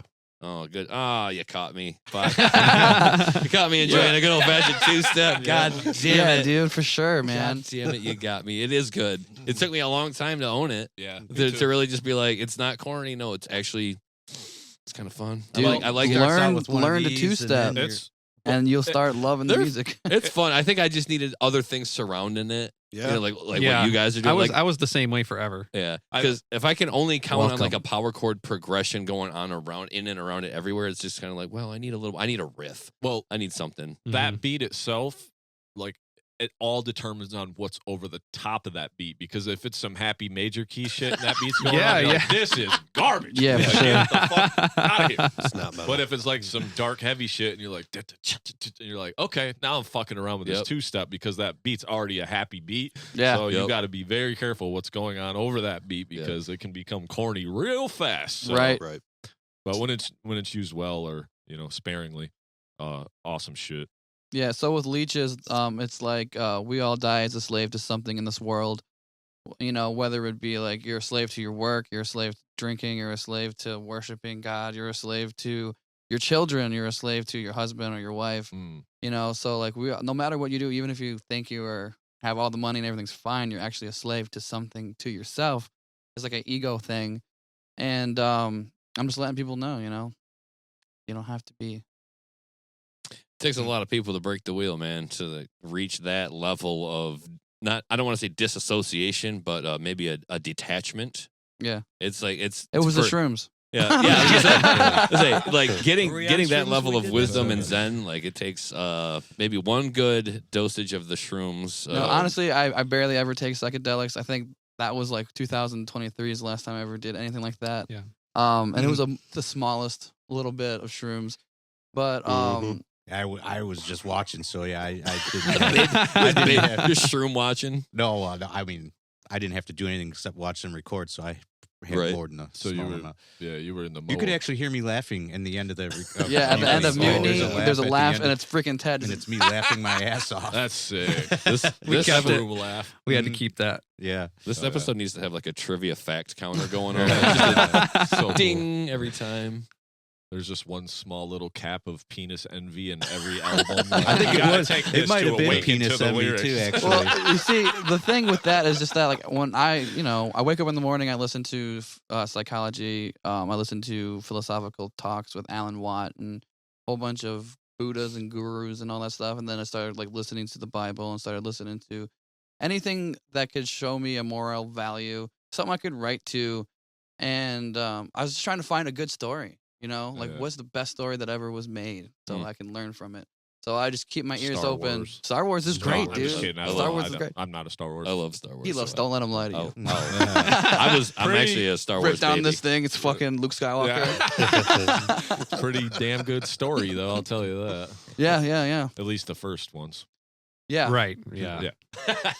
I don't know what the hell they're doing now. There's all kinds of shit going on in that universe. Right. I have no idea. I've never seen any Star Wars, so I don't. Yeah, I watched them when I was a kid. Zero opinion one way or the other. Well, if you guys want to watch a good one that's not so centered around some of the corniness of the Star Wars universe, Andor was a great series. You don't have to lean on the droids or some of the magic hokiness of Star Wars. But Andor was a very relative story to what's going on kind of in the world with people, and it was less about the droids and the magic of the Force and all of this stuff. It was just a really people-driven story. And I thought they did a good job of writing a Star Wars story where they didn't lean on all those other things, the sabers and the lasers and stuff. But is that a show or a movie? It's a show on Disney. Okay. So it's got 2 seasons, and I'm telling you, they're both beautiful. And they actually are kind of outliers in the world of Star Wars because they're so much better.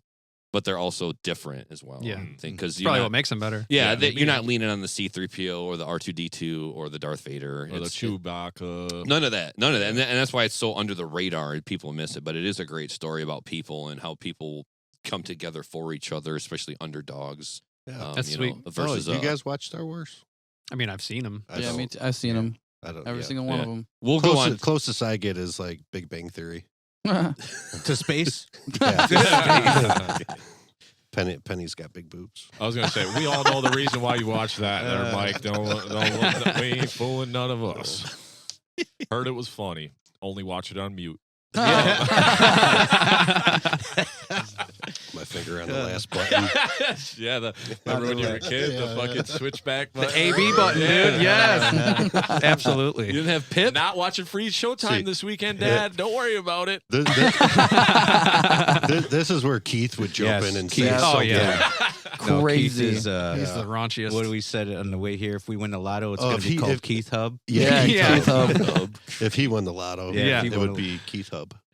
So you're saying Keith likes to think with his head downstairs? Yes. That's what you're thinking? Well, he was a U.S. Marine, so he still has the outlandish personality.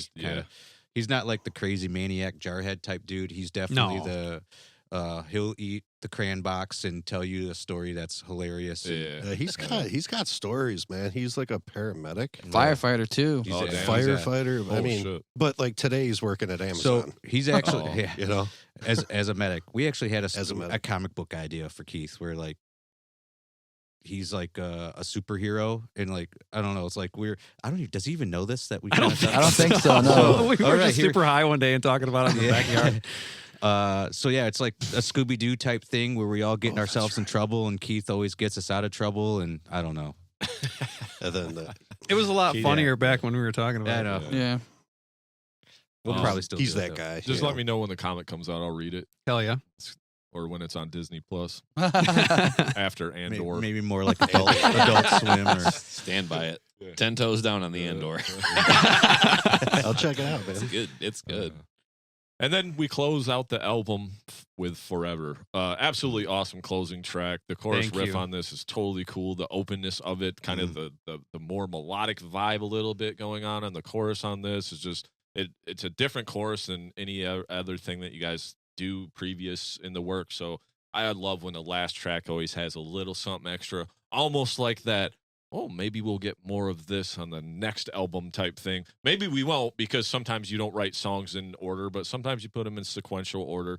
You know, maybe the last track you're like, oh, maybe this is we might lean a little this way, but absolutely great track. And I love the Forever with the Neverender, kind of all wraps it up, you know, with the intro that we talked about, and then going on forever, because we'll be dead forever, and that's the only time forever happens, right? So Right. Yeah. absolutely awesome. Yeah, I No, love. thank you. I love when the last track is like the big, almost magnum opus, Yeah, it or, kinda was, or yeah. progressive piece, or Yeah. a little bit more spaced out and a little more added on to it. So Fun yeah, to play. It Oh, is it's fun. It is by really far fun to one of play. our most fun, enjoyable songs It's to not play. a very busy song, which Yeah. makes it even funner for me.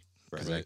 you know, well, less You just is feel that more. song. yeah, you feel it. And that was actually one. That was one of the first ones you wrote too, I think, right? Yeah, it was. early on in the writing process. So, Mhm. Yeah. but it needed to be where What it it is on the is. album. The Agreed. closer. Yeah, That Yeah. song used to be totally different. It used to be about an incubus or succubus, actually, like a female vampire. I was trying to write just a random song about a creature, and it was like had all these ideas and sexuality to it, and there was actually a rap part with my voice actually in it saying something, and it turned into metal, and then I was like.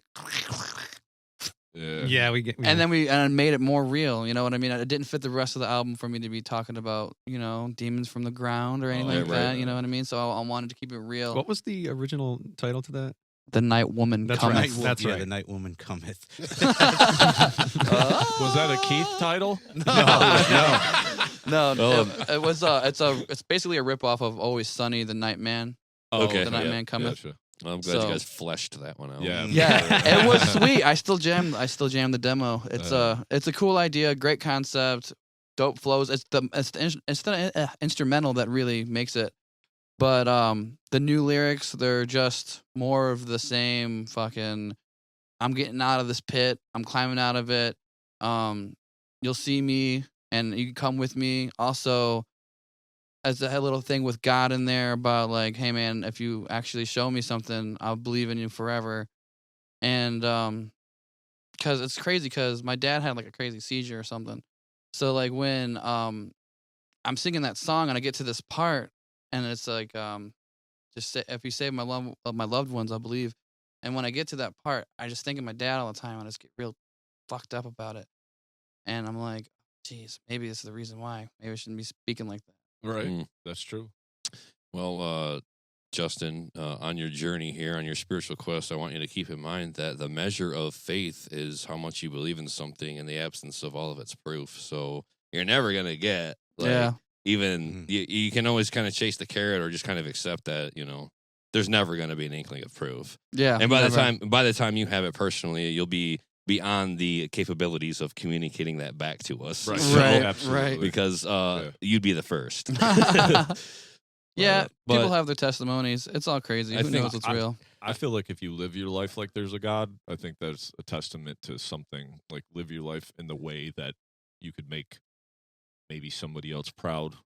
Right? Yeah. Without being a fucking asshole. Right. Well, that's Yeah. what it boils down to, right? Just Yeah. not being a dickhead. We'll all make mistakes, Yeah. so we understand that. But, I'm not saying like this is I'm coming out believing in God. party Right. Or anything. I'm just saying like Right, right. it's like that's what Jordan Peterson says. It's like, what do you have to lose if you live your life like there is a God? Like, Yeah. right? Like, you're gonna probably make more right choices along the way, and he's not wrong saying that at all, No. right? So, I mean, I think a lot of the problem with the world isn't, and not to get too far off the tangent of music, but it is lyrical content here. Mhm. A lot of times, I just feel like the people live kind of in fear of this idea.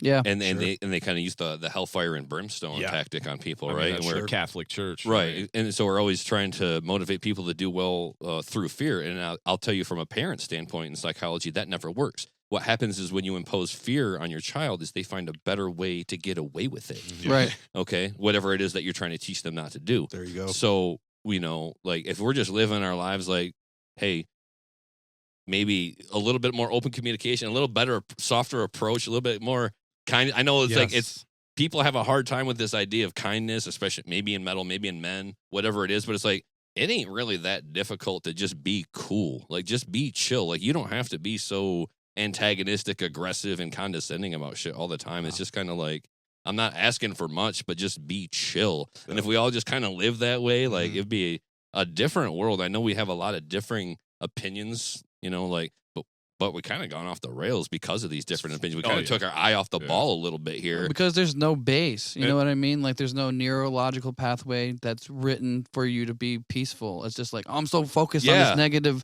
I'm going to keep going back to it. It's drilling this way in my brain. But if you sit there and you go, all right, I'm thinking about this stuff. I'm going to go fucking find my peace and go talk to God and cut this new pathway. All of that stress and tension will leave because you had the conversation with this thing that you believe in. Yeah.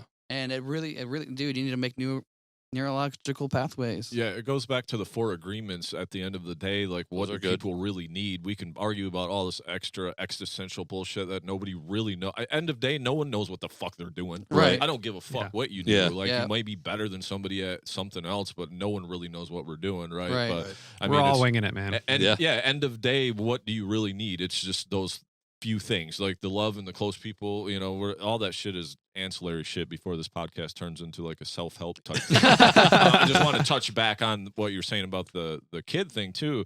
A lot of people didn't understand, like in my dad's generation, everybody even treated their kids like, you need to be afraid of me, so I scare you into doing something, which kind of stems from that the disciplinarian religious authority, right? But on the counterpart, the encouraging them when they do good things has always been missing, and that's one thing that needs to come into the fold. Someone's going to do a better job when you recognize and say, that was awesome that you did that. They're going to want to reinforce that behavior because you implanted that in them. Yes. And some people, even Nick, are motivated by things like that instead of, hey, what the fuck are you doing? Yeah. Like, because I'll shut down. People don't respond to that. Like, what? Dude, you said you're going to have that fucking track for me. What the fuck are you doing? Like, you know what I mean? Like, it's just like, dude, that was awesome. You got, just get it to me when you get it to me. It's a completely different approach. But I don't even know where I was going with that. But you can buy my book for $19 on Amazon under the self-help section. Do guests get a free copy? What's that? Do guests get a free I'll copy? send you guys Awesome. as soon as, the email link. It's kind of tit for tat. You brought us some merch, so we will supply you with some merch. Yeah. You get free books. So Alpha Wave, Neverender, it's, we're going to keep doing this music thing. Also, just want to keep people in good mindset but like use the rage and their own pissed off mind to like really break through that, the wall of themselves. And I can't wait to show you guys the newer Neverender. Stoked. Well, I love the excitement. Yeah, we're here to listen to it. This album is absolutely fantastic. We're all impressed. Big fans of the band just over this one thing, Thank you. Yeah, absolutely loved it. So we talked a little bit about the writing process, and we kind of went over that. But what you want to dive into that a little bit deeper? Just I know you kind of told us about how that looks, but you guys get in the room. I heard you say something about Mike. He kind of throws it in his little pizzazz. So you want to tell me like where you come in on the writing and what that looks like, Mike? Alex will have songs coming out of his ass every morning. Like when I get to work, it's like I got another one in my Dropbox, and another, and another, and when we all go to play it together, they'll be like, "Hey, can you try something here?" Or I'll just do it, and which is always welcomed. Yeah, please continue. Yeah, I try to make it as unique as possible, and just kind of like limit that also, so it's, nothing's ever. I'm not repeating anything ever. So I try to just, like on this new one, we have, I don't know, the name of it right now. It's called is- Nasty right now. Nasty. Is that the working We got a lot of title? working Yeah. titles. I was yeah. thinking about calling it Sub-Zero. Didn't Karen mention that? Calling it Something like Sub-Zero that. numbers. So Yeah. that's a The so woman Sub-Zero number cometh. 7. that's The a woman strain come- of myth. weed that we enjoy. So Alex writes Come Nasty. myth. Women He can't writes work. Nasty, and then Justin, he's real quick too to like throw lyrics on something. Okay. It's all he does 24/7, man. You Oh, know, yeah, besides all you the know, way, everything else. all the way here, he was doing it in the car, and I added a whole lead part to the end of the song, and I'm really excited about that, Dude, it transformed the whole it did. ending It to ended up something changing, like, way, the whole way song. more sweet. Yeah, and actually It's- and I didn't mean to messed do with that, it. But we that's gotta kind of show what you I some do. Okay. Now, do you ever bring anything to the table as far as initial ideas? Yeah, Yeah. we just haven't. We've got a couple though that are gotten locked in demo wise to come Yeah. out on album number 2. It's Yeah. a good feeling. It's just Alex, you're so prolific with the writing. It's hard because you're just constant riff faucet. I'm just constantly thinking, Yeah. Yeah. and we don't have to use any of it. Like, yeah. Right. that's the freedom. Like, Yeah. I Well, just, I enjoy I having- just get shit out of me because I Yeah. need to, Right. or else I'll go insane. Mm. And whatever we use, and whatever we change.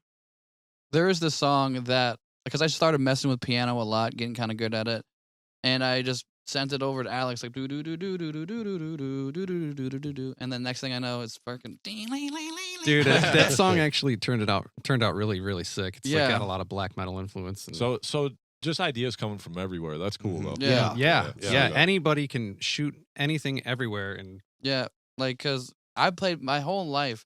My uncle Eric, when I was like 6 years old, he would sit on a bench in the backyard. He'd play acoustic, and I'd be like, on it saying whatever until I ended up actually freestyling a lot, and that's what I grew up doing, was freestyling over guitar and music, and it just became who I am. That's kind of what I do too. I just play covers and then play my own thing with the covers, and so I think that's why I do what I do in this band. Just add some of that little Just- pizzazz, just a little add it. creative. Yeah. Yeah. I love messing around with a good cover that you enjoy and been like, oh, they should have wrote it through me first. I got cool parts for this. Right. The song's only half good now. All in I always do hindsight, that. you know. Like Right. he should have said this. Why didn't Yeah. he say this? It would have been a better rhyme word. Yeah. He fucked up. Yeah, I noticed that too when you guys were talking about kind of the hardcore ethos, and you said that these guys were more into the hardcore. It sounds like with some of your lyrics, they lean into that positivity, hardcore, like let's go get them, fuck the rest of the guys type thing. Yeah. You know, in a Brotherhood. roundabout, brotherhood in a roundabout way. So Yeah. I can see where that influence comes through as well. I did notice there wasn't. Is there any solos on this album? there's one. one. One? There's Okay, one I solo. thought It's on there was the one. It's on the final gambit. Okay, Mhm. now is Yeah. this a mic? No, No, I that's- actually did that Alex. one. Okay. Yeah. But on some of this newer stuff, Mike got solo on there. Yeah, I've kind of taken the lead part. Okay. Well, But if it you- might be either one of you guys Yeah. at any given Yeah. time. Yeah. Why did you decide? All the like the ambient sounding things is all Mike. okay. Yeah. What made you decide to put the one guitar solo in the one song? I think Justin. Yeah, I'm pretty sure Justin was just like, you really gotta- wanted to see. He was like, this part would be perfect for a solo. There's a couple times where I'm like, this doesn't need to repeat. And Alex is like, it's too sweet to cut.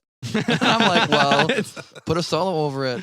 There you go. Because and then it just works out so good. And he Mhm. came That- out with this fucking that awesome that solo. rhythm part behind it doesn't repeat. It doesn't know that No, rhythm part. no, behind that the was- solo is- Honestly, that's all periphery all day, yeah, like type vibe. Mm. That rhythm part behind the solo. I like it, man. I Yeah. love it. I mean, like, there's another part too, and a new song. I wish I can show you guys, but that needs a solo, so get to work. You like Yeah. You like to hear that from your lead singer, Yeah, no because shit. a lot of times they'll have the LSD, the lead singer disease, and they just want to only vomit and puke on the mic all the Yeah. time. Yeah. No, and man. they like rarely ever sit back and say, "Oh, let my awesome lead guitarist have a moment in the shine." Like that's cool because It is cool. Working together is. I've never had this type of feeling and vibe with people that I've been writing music with, right. and it's such a breath of fresh air. Just honestly. effortless. Just Yeah, everybody's yeah. on the same page. We're all on the same page. Looking Yeah, forward always. to it. There's no friction. There's no dragging No. feet to go to a No. band practice. It's Right, more no. like excitement. and- Always. We I, all hate, I hate showing up. It's the hardest thing. It's at your house, I gotta dog. walk downstairs, crack a beer, Eating Hot Pockets in the road. You know what? Maybe Tuesday. Yeah. My underwear eating a hot pocket. So how are changes and suggestions brought up? Oh, that's all of us. Yeah, Yeah, just yeah. very happy, honestly, when we're all sitting outside, passing one around. It'd be like, Mm. I have this idea about this, and then we just talk about it. Like a lot of the show ideas, like what we're gonna do on stage, comes from Mike. Like he's got some good like ideas Okay. to bring the Mhm. live performance to the stage. Okay. That's good. And like a lot of my ideas are like, I think you guys should do this kind of thing. And like Ted has some really good graphic design ideas, like what we should do with the logo, the art, the T-shirts. And Mm. this is the instrumentalist.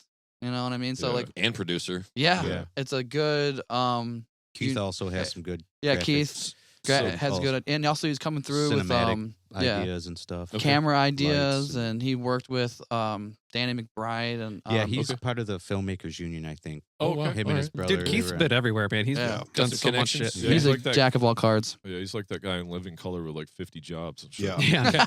Kind of goes to a point I try to make here and there. A band should have more than just musicians in it. Everybody's got to kind of have that extra skill that they bring to the table. You don't have to, but it really helps. Oh, yeah. If somebody Sure. can press T-shirts, if somebody can design flyers, if somebody can record video, or having the producer in the band is huge. What a help in the wallet, right? Like, Right. just not, Dude, You jeez, have man. no You guys, idea. You He's know, got times this I've ear, dude. went to Like the I don't hear studio. something, and he just like, and I'm like, oh, dude, that sounds way better. How'd you do that? Oh, I don't know how you guys do it though. There's Dude, like, it took me so long. I went into this with no knowledge whatsoever, and it was a lot of trial and a lot of fucking error. He And a doesn't lot sleep. of YouTube videos No, he probably doesn't. too. Like that's Yeah. always Not only- how do not- you do And this? Michael from Vestigial. Oh, okay, yeah, he, yeah. he Yeah, he's gave the me man. a lot of wise words. Yeah, dude, he's the man. Shout out, Michael. Yeah, Michael's the man. Love those dudes. Yeah, me too. Yeah. So I heard you guys say you practice 2 days a week, Tuesday, Thursday. Yes. is it? Yep. Okay. The first band that's come through, we've had bands on that say they don't practice at all, and now this, I think you guys are the first band that practice 2 times a week. That kind of used to be our shtick, was the 2 Mhm. times a week. Makes me feel better. Dude, it's brotherhood, bro. Like Yeah. there's something that happens when we're all just hanging out laughing. It's like we're actually friends, not Yeah, a bunch I mean, of people in we a do band more together. hanging out than you practice. I mean, maybe Half right, and half. right we now. go through the Dude, songs, dude, we and go we, through the we songs. work on new stuff. Yeah, we definitely. But do it's a that. lot of camaraderie and a lot of Yeah, hanging it's and more of and, yeah. uh, I shouldn't Ideas. even a say lot of that. refilling of the cup. Yeah. You know. Yeah, it's you guys' bowling league. You Pretty know, much, yeah. Pretty much. You know, Yeah. it's, I know there's days that I'm dragging and tired from work or Yeah. whatever it is, sore as hell from a workout, whatever, and I'm just like, oh man, tonight's. And then as soon as you get there, just turn on the amps and you guys are jamming, like Yep. all that shit just goes Changes out the everything. window. Yeah, Once you again, know, I it's- do have it very good yeah. because they come to me. So Yeah. it's, Yeah. they just fill your home with I'm love. the luckiest guy in the band. Yeah, Dude, we just play, man. You know, like you either play or you don't play, and we've been playing our whole lives. yeah. I've been playing since I was fucking 10. Yeah, man. You know, and it's like it's kind of like Ozzy. I'm just gonna do it until I can't Yeah. anymore. Yep. I think we're all like that. Yeah, Yeah, absolutely. yeah. It's like that thing when you guys said you took a hiatus. Why I always call it the snake bite on this show, because once you get bit by the snake, you can fuck off and be hanging out. Yeah. I don't want to say fuck off. I should say you could be hanging out with your kids at the pumpkin patch. You could be picking apples, and somewhere in the back of your mind that stove is still on, and Yeah, it's the just furnace is still burning. Yeah, it's Yeah, just man. it's back there, and you're like, man, I could play. Yeah, I could play guitar. I still could wanna. play in a band. I could Yeah. be on stage. And you're like, oh well, I'm good. But you're kind of fooling yourself. I really If can't, you dude. ever been up there and you've been doing it and you've been writing music, you're fooling yourself. You're just like, I'm just done with it. I've never met a guy that's just. It's I hard. mean, you can't. they can walk away from it. That's a certain personality type. But for me, half the time I don't want to be in a band because I'm like, man, what a fucking headache this is sometimes. Well, that's I why it's love got to be doing fun. it. It's got to be fun. Yeah, I because love once doing becomes it, a and job, it is fun. then- But sometimes you just get to that, man, I could be spending time doing A, B, and C, but then when you get there, you're just like, well, this is actually the coolest shit in the world. And Mhm. Yeah. I could tell myself all day I don't want to do this, but at end of day, I still want to. Yeah, be you'd out be there lying around. to yourself. Yeah, absolutely. You know, Right, it you know. becomes part of you after a while. Yep. I always come away from a band practice feeling relieved that I went, no matter what my mood was going into it. Sure. It's just like it'll correct the mood, you know. Yeah. It's like 100%. yeah, even if like yeah, whatever. It's just I don't want to go. I got other things to do, but you go, and if you almost start with a go through the motions mentality, let's just get through this. Yeah. But by the time you come out of it, you're laughing, you had a good time, you feel better, the mood's changed. It's good for you. That's Yeah, the I thing with agree. Neverender. I don't think it's ever like that. Like Tuesday, wake up, my alarm clock's going off. I'm like, band practice. Looking forward to it all day. Yeah, like right when I wake Back up, in I'm like, the- it's time. Yep, to today's the do day, this. guys, in the chat. I know It's every this, morning. Every this morning fucking he's band, I "Today's the have day." that. But the band before, it was kicking a dead horse for years. Yeah. Never felt good leaving Right. like I do now. yeah, It's now just- is can't wait to get back. yeah, Yeah. I'm it's- excited. I'm yeah. gonna work on it between now and then. Yeah, it's all I think about. Yeah. you know. I love Yeah. that. I love that energy. And- It's crazy, man. These guys honestly have saved my fucking life a couple times. With admittedly going through a divorce and not seeing the kids as much as I would like to and I'm used to. Yeah, you're Right. accustomed to, right? Yeah, and it went to some dark places and shit. And these guys have helped me out tremendously. And this band is It's a giving me a lot. good to hear that, man. Yeah. good yeah. project to have Yeah. going through a dark time like that for sure. Good place for some of that energy. Yeah, dude, Alpha Wave, listen to it. You'll hear it. Yeah. in the next Yeah, album. man. Yeah, I know it. it's a great album. All right, we're about an hour 40 into this bitch, so I still got a couple more questions. Everybody good? Yeah, Everybody yeah, cool? bring it on, man. 100%. All right, cool. I know you drove a long way to get here. I want to make sure we get everything out of your band that we can. So, For sure. want to tell me a little bit about like your guitar tone live, what that looks like? Are we running in-ears, clicks? Are we just jamming like some regular old jammers? What does that look Free-balling. like? Free ball. We use no click live. Okay. No That's interesting. clicks. I would not have guessed. Well, That's why we practice twice a week. maybe in the Oh, future. yeah. Yeah, Oh, there's I think definitely- it'll come in the future. I'm not perfect, and No one is, brother. dude. There's definitely times where even I'm like, wow, I'm going too fast. Oh, I'm going too slow, and Yeah. then like him and I'll catch eyes, and Yeah. and then like I know he knows that I know he knows, you know. Drummers. And It's then the I'm look, just, too. We I'm just just kind of smirk But- at each other. And But it's the like, best part about it is we're never like it's always positive and laughing. We're Yeah. always laughing. Any mistake we ever make, we're always laughing and joking about it. There's Yeah. never any like what the fuck. Yeah, the Oh, best yeah. ones are. Yeah, you can't I'll do be like something that. so bad, Yeah. so bad. He'll look at me, and I'm just like playing. I don't know, bro. Yeah. I don't know where it came from. I'm glad it went because it's Yeah. you know. The fast thing is when the drummer's going fast, that is kind of hard because they don't understand. It's a lot more work on you, but when my right hand, even Oh, yeah. 15 more BPM, I'm in a riff that I'm already stretching my limit on is a lot. Like I'll look at my drummer and be like, "What the fuck are you doing back there?" I know you can just nervously click along like this, but yeah. for me, I'm like, fuck my hand. Oh yeah, there's quite a few occasions where I get mutiny going a little extra spicy, and Dude, I Yeah, love man. it every time. It's so Caliente. much better. Dude, that there was faster. one time we played Forever really fast. oh yeah, oh That no, was no, that's a pretty slow ridiculous. song. And God, it turned out awesome actually. yeah, it wasn't like a couple BPM. I think we doubled the Jesus. tempo. It Yeah. was fucking sick though, dude. Yeah, I would want to play that like that live. I know. Yeah. It actually it became like a totally different vibe. Yeah, completely different song. Say Yeah. it's like whatever. You know, Yeah. play it fast, play it so who cares? He wants to, whatever. But the benefit of just being a guitar, PA, bass cabinet, Yeah. drums band is you can play anywhere. You don't have to Mm-hmm. deal with all this extra. Oh, we got 7 minutes till we play and our in-ears aren't working. That's- You guys can be like, well, fuck that. We can still play. Right. We might Oh, not yeah. have, if it's based on backing tracks, we might not have that, but at least you can still play. So So I there's think, still think Go ahead, there's go ahead. benefits to both, right? But there's still some things like, especially on my end, because I do have a sample pad that I hit like bass drops and Okay. samples from to So that- kind of prevent Intros. the backing track stuff, intros, and my kick drum trigger. And there's still, you know, it works 99% of the time, but for some reason, sometimes, you know, a chord gets fucked up. or- Yeah. Technical or something. difficulty. Yeah, and so once we get all the bugs out of everything else, then we'll put something else on the plate, get the in-ears rocking. yeah. I definitely do want a wireless mic because I do like to get into the crowd. I Mm. do like to get down there and push around people, hype them up. And every single time I'm like, oh, a chord. Yeah. You know what I mean? Also, Yeah. like, I don't want to trip up, He's tethered. choke somebody, slip, you know, any of that. Yeah. Rip Wa- the mic cord out, then you don't have no vocals, and Mhm. everybody's scrambling to figure out what the hell's going on. Or Right. Yeah. And you just And these Chant- guys, if chant they the have vocals with the wireless crowd. too, they can just do fucking skipping around behind me. You know what I Yeah. mean? am I the only one in the band that's wireless? Yes. Oh no, I got the kick drum trigger. Oh yeah. Damn. Duh. So, when we talk the production, then Alex, you doing all of this in the box? Yeah. Yeah, it's you all at home record- on the computer. Bass, vocals.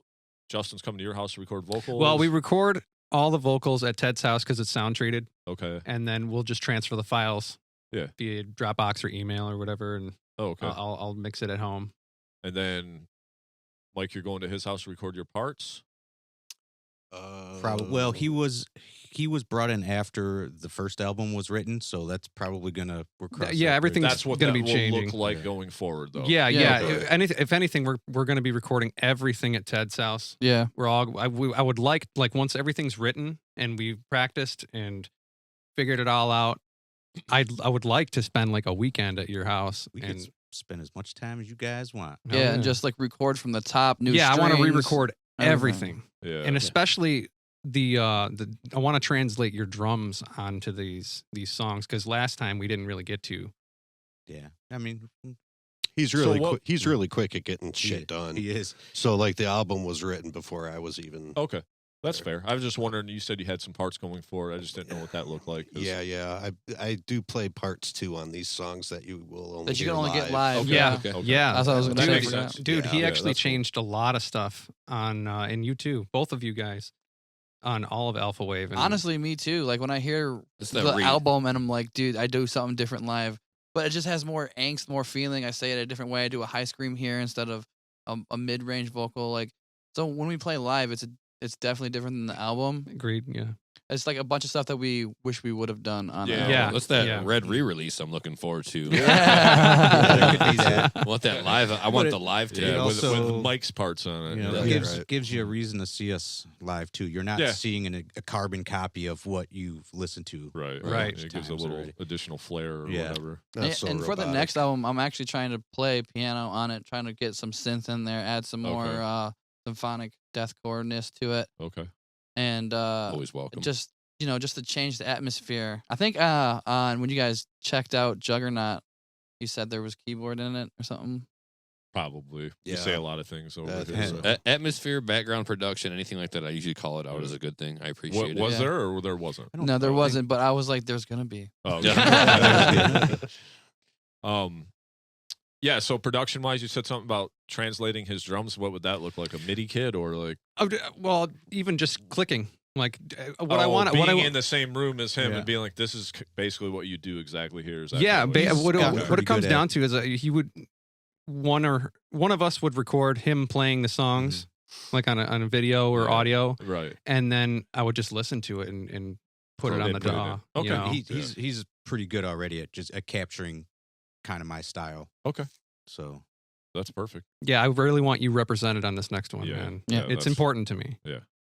All Oh, of us. So Yeah. we're talking about live shows. I know you got a show coming up here real soon. This won't be out by then because it's only 2 weeks. But you guys are playing at the Sanctuary. mhm. Yes, Yep. November 21st. What a banger that is! Entheos, Fallujah, Zenith Passage.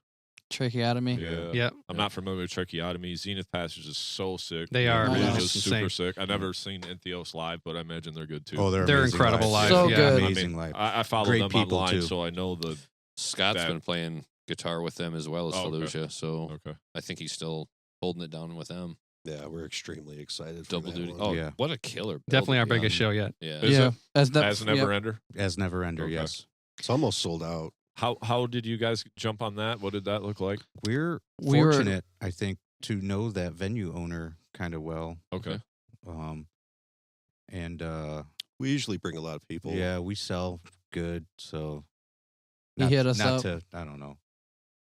It helps. They like us. I feel like Well, there's some yeah, trust if you there. sell well, yeah, yeah, they like us. We Yeah. take care of their house, and yeah.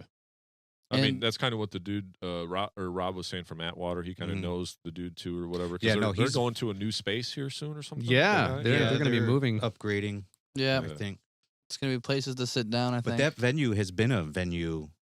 Yeah, it used to be for- like paychecks it or was something, right? Paychecks, yeah. Oh, okay. paychecks. So I mean, even before it was a sanctuary, and he turned it into what he has now. It's Which definitely is incredible. by the way. definitely much more popular venue as a sanctuary than it was as Yeah. Paychecks. Okay. Mhm. Yeah, he turned that thing into the place to be. Yeah, Dude, it's I feel it's a home on tour that stop. stage, it's a man. tour stop. Like when I'm on that stage, it feels like I'm on the practice ground. It's just another home for me to Mhm. destroy. Yeah. And another thing is I've been watching a lot of Entheos live videos. Like if I play with a band, I want to watch how they carry themselves live. So like I can kind of like build up to that type of energy so we can build the show together. And that's another tip for anybody who's listening, dude. Watch live full sets of metal bands. Find out what to do live. Watch what they do. They're professionals. Mhm. Yeah. It's good advice. You want to have something going on the stage to give yourself some life and some engagement with your audience. You know, it doesn't come right away. You kind of have Dude, to no. see it Mhm. Yeah, and live it. you want to flubs. provide a performance. Yeah. You know, Yeah. anybody can get on stage and just play some music. Right. You know, But Yeah. yeah, if you look well, like not you anybody, but you don't know have what I a mean. soul Yeah. wire up there. It's Yeah. it's like Yeah, man. Like I used to be that guy who would just like dead air in between every song. Oh yeah. Or Oh, just, there's like, no- there's pacing no back and dead. forth with a microphone, not knowing what to say. But now, dude, just watching them gave me like years of experience within like 3 months. yeah. Feels like, but like I've been doing metal live for like a long time, but I just feel like I got it in 2022. Yeah. Right. Yeah, because being a frontman and being a singer screamer in a band can be two different things. Yeah. Agreed. Yeah. They should be the same thing. Right. But like, yeah, dude can scream, he can do all these cool Right. vocals, We're but the- he don't say shit to He nobody. doesn't Unless it's- entertain. Yeah, you gotta absolutely. be You're the not front man and the hype man. Yeah, exactly. End Yep. of day, you are like the MC of the Mhm. show, Yeah. for lack of Right. a better term. For my So you- time slot. Exactly. Yeah. So yeah, Yeah, and some guys are So- really terrible at it. They just shouldn't talk between songs because Yeah. they're not well, it's, good at yeah, like it just goes to engaging a what he's crowd. saying. Like either that or like write down a few things you should say. Like Yeah. it could be as simple as that. Yeah. Just make Like sure it's you someone mention the else in the venue, band, the other You bands. You know? know, there are the staples that is like frontman 101, and some Yeah. bands don't even do that. Like you know? for So- instance, when you're on stage, there's a killer part coming on. You have a space where you can say something in between the music. You don't want to say something like "move your asses" because that's Yeah. like the first thing. But if you say something like "bang your butt cheeks. heads," Jiggle they'll your start. cheeks. They know what that means. You know what I mean? Yeah. 2-step. Give them a direction. Don't say Yeah. "move your asses." Like, what do you want me to get out of the way? You gonna jump off the stage? What do you Yeah, mean, right, move my right, ass? yeah. Am I dancing? Yeah. Am I how am I- twerking? yeah. Like, what's going on? Why am I What moving ass my movement ass? am I doing? It's a little command of ass Any stage ass presence. movement. Right, Right. right. Yeah. You know, Yeah, he fucking killed it in Lansing, man. Like a I month just ago. You know, Like he stole the show, man. Yeah, he's As Thank you, far as guys. like our band goes, like small stage, not much to move around. Max. This, Right. this guy Yeah. just Max Yeah. Bar. Yeah. Okay. Max, yeah. And he just I've like seen the video. crowd loved this guy, man. Oh yeah, that's cool, dude. I was just like, hell yeah, man. you guys ever hear of a place called the High Octane Lounge? Yeah. Okay, that's the place I was thinking about earlier when I first started playing with Improper Burial when I was a kid. But the stage in Lansing was kind of like that size, so I'm used to playing on those step stools. You know what I mean? Yeah. Hop off the stage, interact Yeah. with the crowd. Yeah. The stage is the floor. Right. Right. You know what I mean? Like these are things, guys. These are things. All right. A couple more things for you guys here, and we'll wrap this up. We kind of usually go about 2 hours, so Cool. What about touring? What does that look like for you guys? I know you guys are kind of in the same boat that I am, but maybe there's different aspirations. But what does that look like for you guys? Is that on the table? I or- mean, if it's, I don't think any of us will say no. Yeah, it's an idea we kick it's- around for sure. Yeah, we've been talking about it. At long least as- a statewide tour. You know, going around Either Michigan. a region, Yeah, you know, yeah. do a little Yeah. regional thing, maybe a weekend, maybe a week. Well, there's some Yeah. bands doing it, and I'm sure you guys could just kind of slide into the DMs and say, "How did you pull this off?" Now we Oh, just it's- had one with the Riverbed come through here, and their vocalist just DIY'd the whole thing. They did an 8-day run. Yeah, you can do that's that. sick. I You did know? it a few. I was still in my 20s, but I did it. We played in Philadelphia with Rivers of Nile. Oh, And okay. all we just hit them up, and they're like, There you "Sure, we're not on tour. We'll play Yeah. a show with you guys." Rivers. It's like they didn't know who we are. We were nobodies, and it's just send messages and Yeah, Yeah. like, hopefully you get good response. Yep. Yeah. I mean, a lot of those shows were, to the bar staff and the other band's girlfriends, but Yeah. still, I mean, I'm playing in Manhattan, I'm playing in Yeah. Boston, Yeah. Philadelphia. I've only played in Michigan. Yeah, I definitely want to branch out. I know that it's kind of difficult with time and families and everything like that, but It's a dream, bro. Mm-hmm. If we could Well- all make it happen, we will. Yeah. yeah, Well, you're standing on a really good album right now. You can get some more juice and mileage out of that. You know? Yes. So I think just keep sharing that, and then you can do a lot with that still. There's a full set plus in there, 40 minutes, not bands at your level are not getting 40-minute sets. So No. you got enough. Right. You're ready to Yeah, we're lucky to get 25. Yeah, Right. You're ready usually. You're ready for any tour that comes your way. I mean, to jump on something, get on with a bigger name in a regional, like a Midwestern thing, or maybe you can hit the East Coast up and down for a short run. Obviously, we all got jobs and families, what have you, things that keep you from doing a 90-day thing. Right. Right. I mean, Yeah. and, it takes a long time to get to that size anyway, but your Plus money. Yeah. Yeah, that's your music's the You need a caliber. label or something, somebody to provide Well, the a funds. lot of Yeah. a lot of bands are DIY. I think Victims is DIY too. No way. I think Entheos might be I as think well. so. Yeah. That's crazy. Yeah, Cool. they Good for them. Yeah, I know. And some of the bands, like, we're playing with No Cure here in a couple weeks. I know they're, Awesome. I mean, they're not like super huge. I'm sure 200 Stab Wounds, they're on a label, right? So Awesome. that helps. Yeah, Well, I like, saw No you guys Cure, were on that. Yeah, No Cure's a little more like DIY. Like, Mhm. they're not that big. So I know a lot of their money, they may be backed by a label, but they're not like probably paying a lot out to help with the tour. So it becomes DIY, even though you got some Right. distribution backing, Yeah. So end of day, It's all it's merch still kind sales of on and you. indoor. Yep, exactly. Getting it going. So, And it really Oh. comes down to merch sales, I feel. yeah. Yeah. Yeah. Yeah, we need to. Or just doing and this is one thing I'd like to touch on because I've seen you got a bunch of followers because you do a lot of content. That's Yeah. pretty fucking cool, man. I do that So for these guys. Yeah, I was gonna say that Yeah. helps you guys as band Yes. because those are the things to get your band out there is the content and those different kind of ideas. This is the world we live in. We can bitch about it Right. all we want. We Yeah. can say that's Mhm. bullshit. I just want to play music. I Well- just want to get on the stage.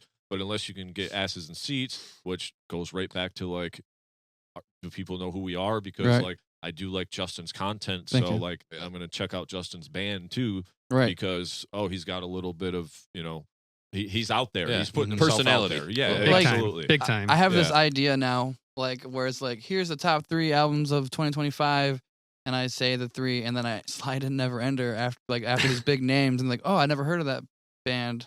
I'll check out Neverender. Yeah. There's know? a bunch of ways to do that. Nice. I mean, like, I'm not trying to trick anybody. It's No. an album that was released 2025, and it's Yeah. one of my favorites. So Yeah. I'll plug it. Yeah, you ain't lying. I plugged our last Infinite Design one in 2024. I was like, fuck it. Yeah. Like, we did it. It Yeah. finally came out. Yeah. I feel like making an album is like kind of rolling a new car off the lot. Yeah. Or off the assembly line, if you will. Because there's all this aftermarket stuff that you now have to do for it to Mhm. keep it going. I know. Oil changes, car Mhm. washes. I need new rims. I need new tires. There's all these things that's what you need to do with your album. It takes a lot of work to build an album, to get it out, but then you got to do all the additional content, the little Yeah. clips. Here we're hanging out, and you guys sound like not just a band, but a really close group knit, friendship, all of that. So there's content right there. Mhm. It short of like selling Dude, I have this whole entire video of Alex failing to do an ollie while yeah. where our in song my is playing, backyard. and it's just like a whole bunch of him it looks like a skate. Yeah, Um, anything, NPC. reels, stories, get face forward engagement. All those things help keep the album in people's Sure. faces. Yeah. It's just Sure. hey, That's where all the real work begins. Yeah, absolutely. really. Is the marketing. And but that goes I didn't go ahead. no, I was buddy. gonna say Finish. you often say like a lot of people feel that relief. We finally put the album out. We're done. Yeah. And they only promote it like day one or Mhm. week one, and it's like no, now you're just at the bottom of the mountain again. You just started Yep. the journey to That's the right. top all Yeah. over. Mhm. Yeah. And you're not even writing. Yeah, I mean, you're writing new material, of course, always, but you got to still stay working on the album. Yeah, that we you got to come out with a music video. We got some Yeah. lyric Yeah. videos that we released. Also with the vocal lessons and stuff, I teach people, and I also, encourage them to learn the songs so they can come to shows and play with me live. Oh, okay. Oh, yeah. So like, Yeah. it's really good. Just trying to work with Alpha Wave and not leaving it in the past. Move Right. on to Yeah, what's absolutely. next. Yeah, yeah. You Because know? it is easy because you guys the shit's old to you Mhm. by the time it comes out, right? You're like, Yeah. I'm sick of these songs, dude. Yeah. We need to do something new. But no one else heard the shit. So it's kind of Right, like for well, instance, yeah. at this Entheos show, there's going to be a bunch of people who have never once heard any of this shit. Yeah, absolutely. Right, and I No. suggested not to play Juggernaut because we play it at every show. But like, they're right. We should play the Juggernaut because it's one of our best songs that we play together live. Yeah, that's one of our tightest songs that we Yeah. have, Yeah, so like live. Put your best foot forward. you Yeah, know? for sure. sure, And be if tight. if it's one of the songs that's got the most numbers on a platform like a YouTube or a Spotify or however you're tracking this sort of thing, well, you're kind of married to it in the I set. know, And it's I only know. one song though. Yeah. You got other songs you can play. Play Yeah. your favorite songs other than that. But yeah, Yeah. sometimes you do got to play the hit, Mhm. you know, like until you can finally say, I've got 3 or 4 more hits. I don't need There to you play go. that old hit Yeah. anymore. Like, Yeah. Right, you right. cross that bridge when you get to it. But Yeah. yeah, it stays in the set for now. All I know is that like if we get we're down up to our 3rd album or 4th album, I still want to play Alpha Wave. You know what I mean? Yeah, Like, you should here feel comes that the way. Juggernaut. Yeah. We're gonna end with it. You know, we're gonna play Yeah. this song, and guess what? In the middle, here's a Leeches from You got Alpha staple, Wave. yeah, Yeah. a few staples there. All right, dudes, we hit the 2-hour mark. 2 more questions, and we'll get you out of here. Don't want to take up your whole Sunday, but we appreciate your time. Appreciate you coming all the way here. We appreciate you, man. Oh yeah, thanks for thank having you. us. What's Thank you. next for Neverender? If Well- you had to boil it down, I know we threw some ideas out there. Just give me a synopsis. maybe. Everything he just said, videos. Yep. Next Okay. thing we're trying to get to this Ted's dad's barn he Oh, yeah. has for a music video idea for either the Final Gambit or Juggernaut or Leeches, and I'm excited to work on that. It's the first music video I'll ever be a part of, and we're working on new material. I think that we came up with a good demo called Mouth of Judgment, and that I think is going to be the title track of the album Yeah, it's because pretty, we all love that track already so much.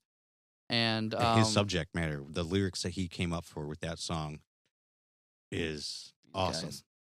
And also, what I mentioned earlier about how he ties some of the stuff together is he also does it perfectly in that song too. Yeah, that so it's- you're talking about that transition. Oh yeah, Yeah. man, oh man. Yeah, I wish I could show you guys. Like maybe I'll send you a demo of it, but it's definitely just the meat and potatoes, the skeleton. Yeah.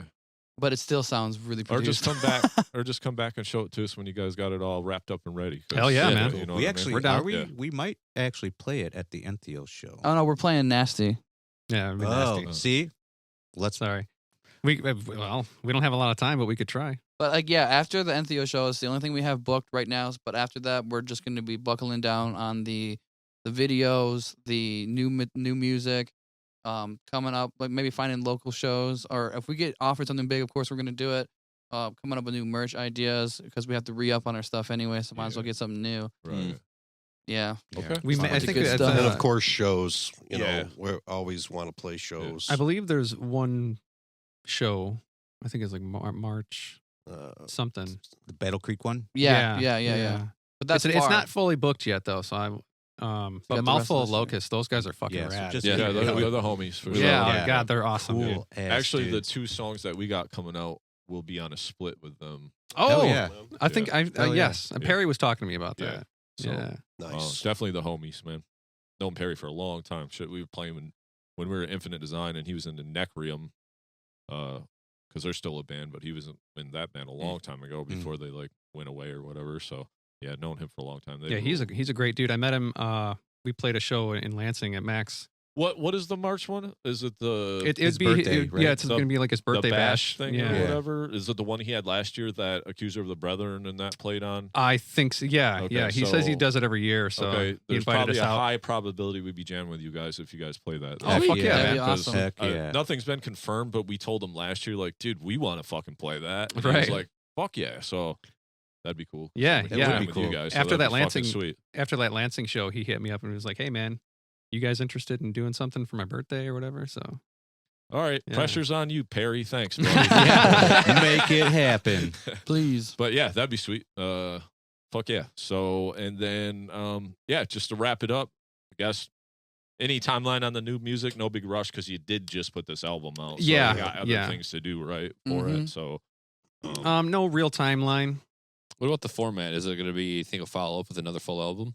Yes, For Okay. sure. yeah, Oh, yeah, definitely. I mean, we're at 14 demos Okay. Okay. Yeah. with 4 with vocals so far. So Yeah. we'll Love it. probably get to 15, 20 demos yeah. and then narrow down to like the best 9 or 10. Yeah, that's man shit right there. But I wait, love it. that's man shit. Fuck yeah. Um, You're a man. you a man now. So Nick will take us out on our final question, unless there's anything else that you guys want to relate about the band that we missed, or Well, I want to give a shout out to my mom. Happy birthday. It's her birthday today. Oh, happy birthday. Happy birthday, Mom. Hey, Mom.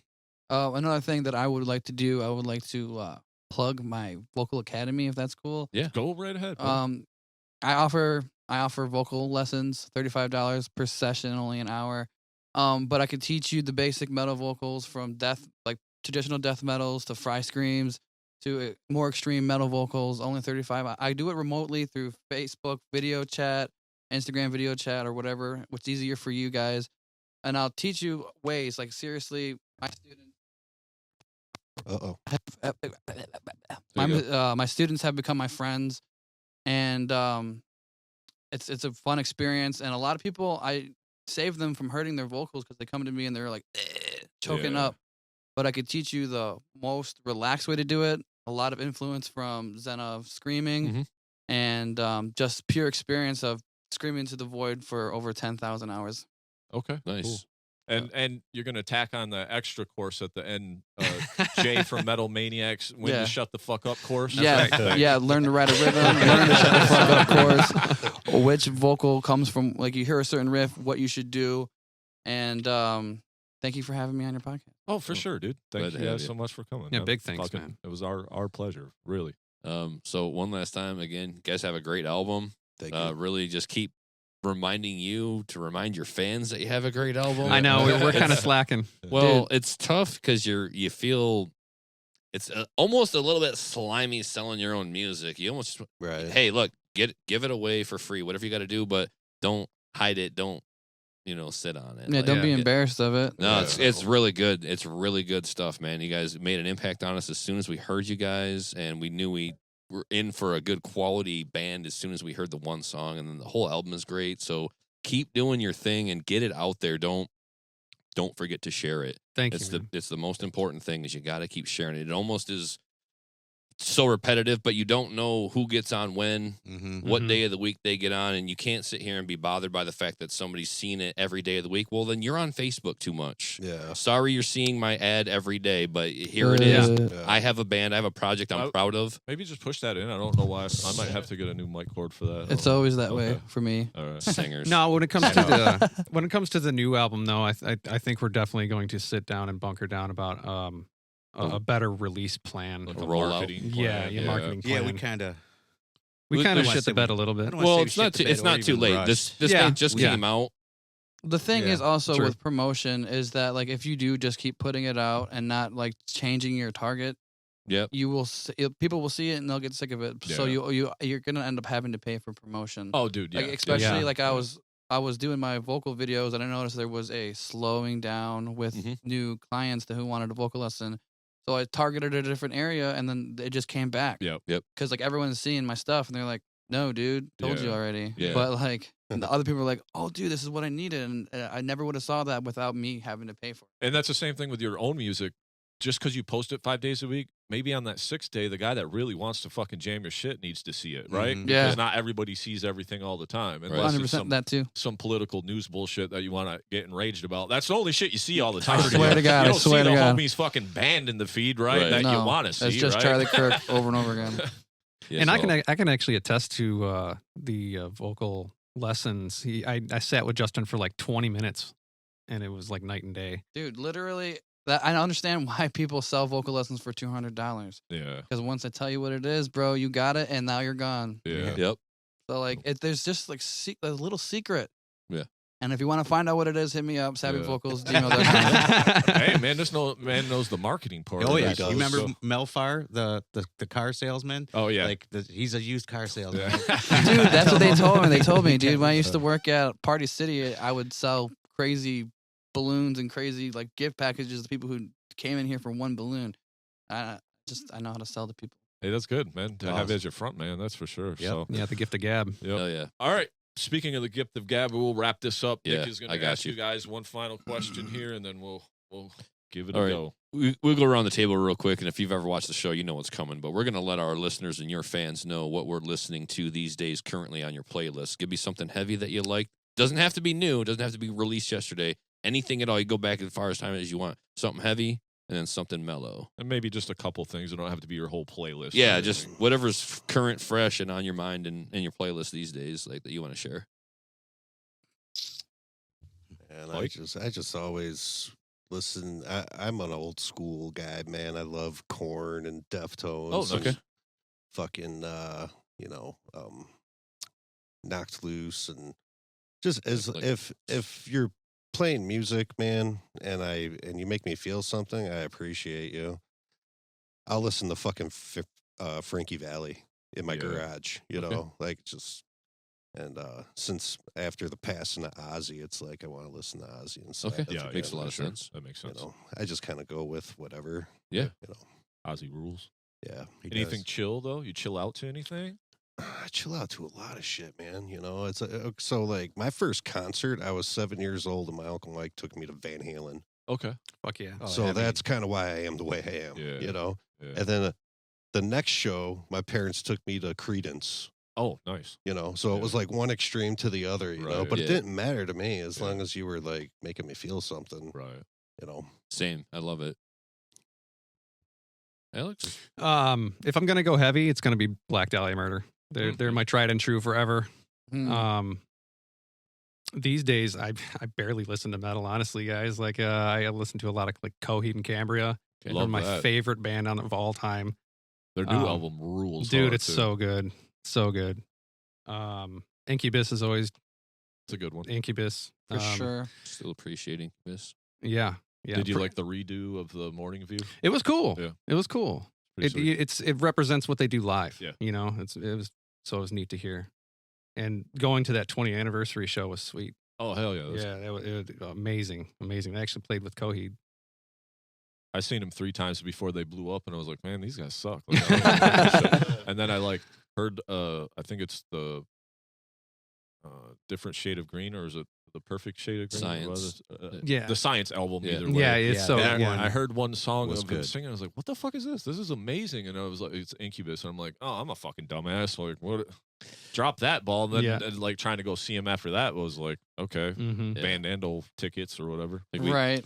ended up seeing them before they had dropped their big Make Yourself album. Yeah, they So were saw on them that on the Science. Science. Yeah. I've seen them 2 or 3 times. Had the so- djembe, had the Yeah. dreads. That's Yeah. sick. Mm, I never saw him back They then. played with System of a Down and Soulfly and Snot. Yeah, Snot. Yeah, fucking Damn, love that all would've- those bands. Yeah. yeah, it was a cool show because no one really knew System either. It was like on Ozfest Yeah. '99 or 2000. Yeah, like an or off something. that Yeah. snowcore tour. Yeah. That's crazy.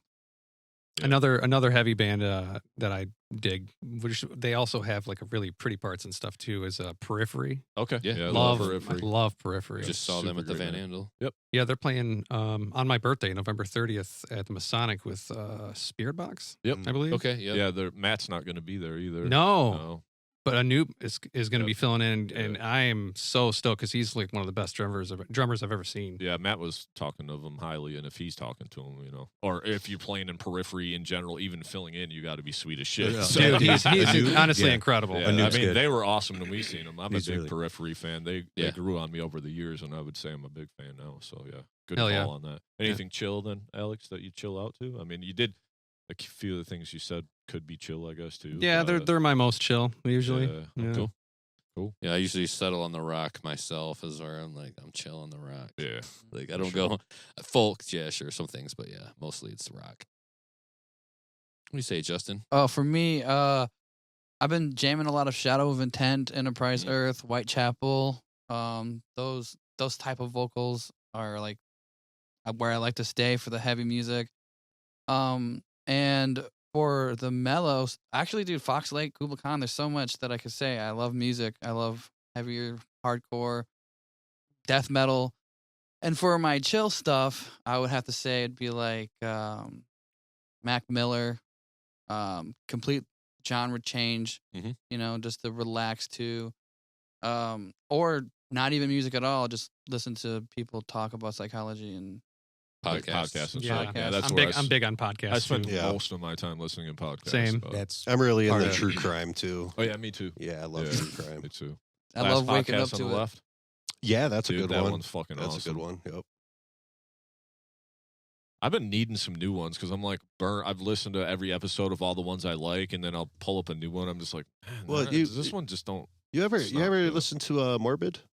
Yeah, I do listen to that. They're- Morbid's cool. Then people want to always get political. And then I just shut it off. You know. Yeah, they're Morbid's cool. I always fast forward through their banter because they annoy me. Yeah, but they do annoy me too. But Yeah. but some of the That's stuff. just because I'm not into the same shit they're into either. Because Yeah. they'll just banter about like Buffy the Vampire I Slayer or know, whatever I the know. fuck. Right, Some- dude, or it's some just- girl show. I'm like, I But- can't. It's listen like to stop that talk. shit. Let's like Yeah. stop talking about whatever you like and get to the subject matter. Yeah. I think almost. there's Swords and Scale.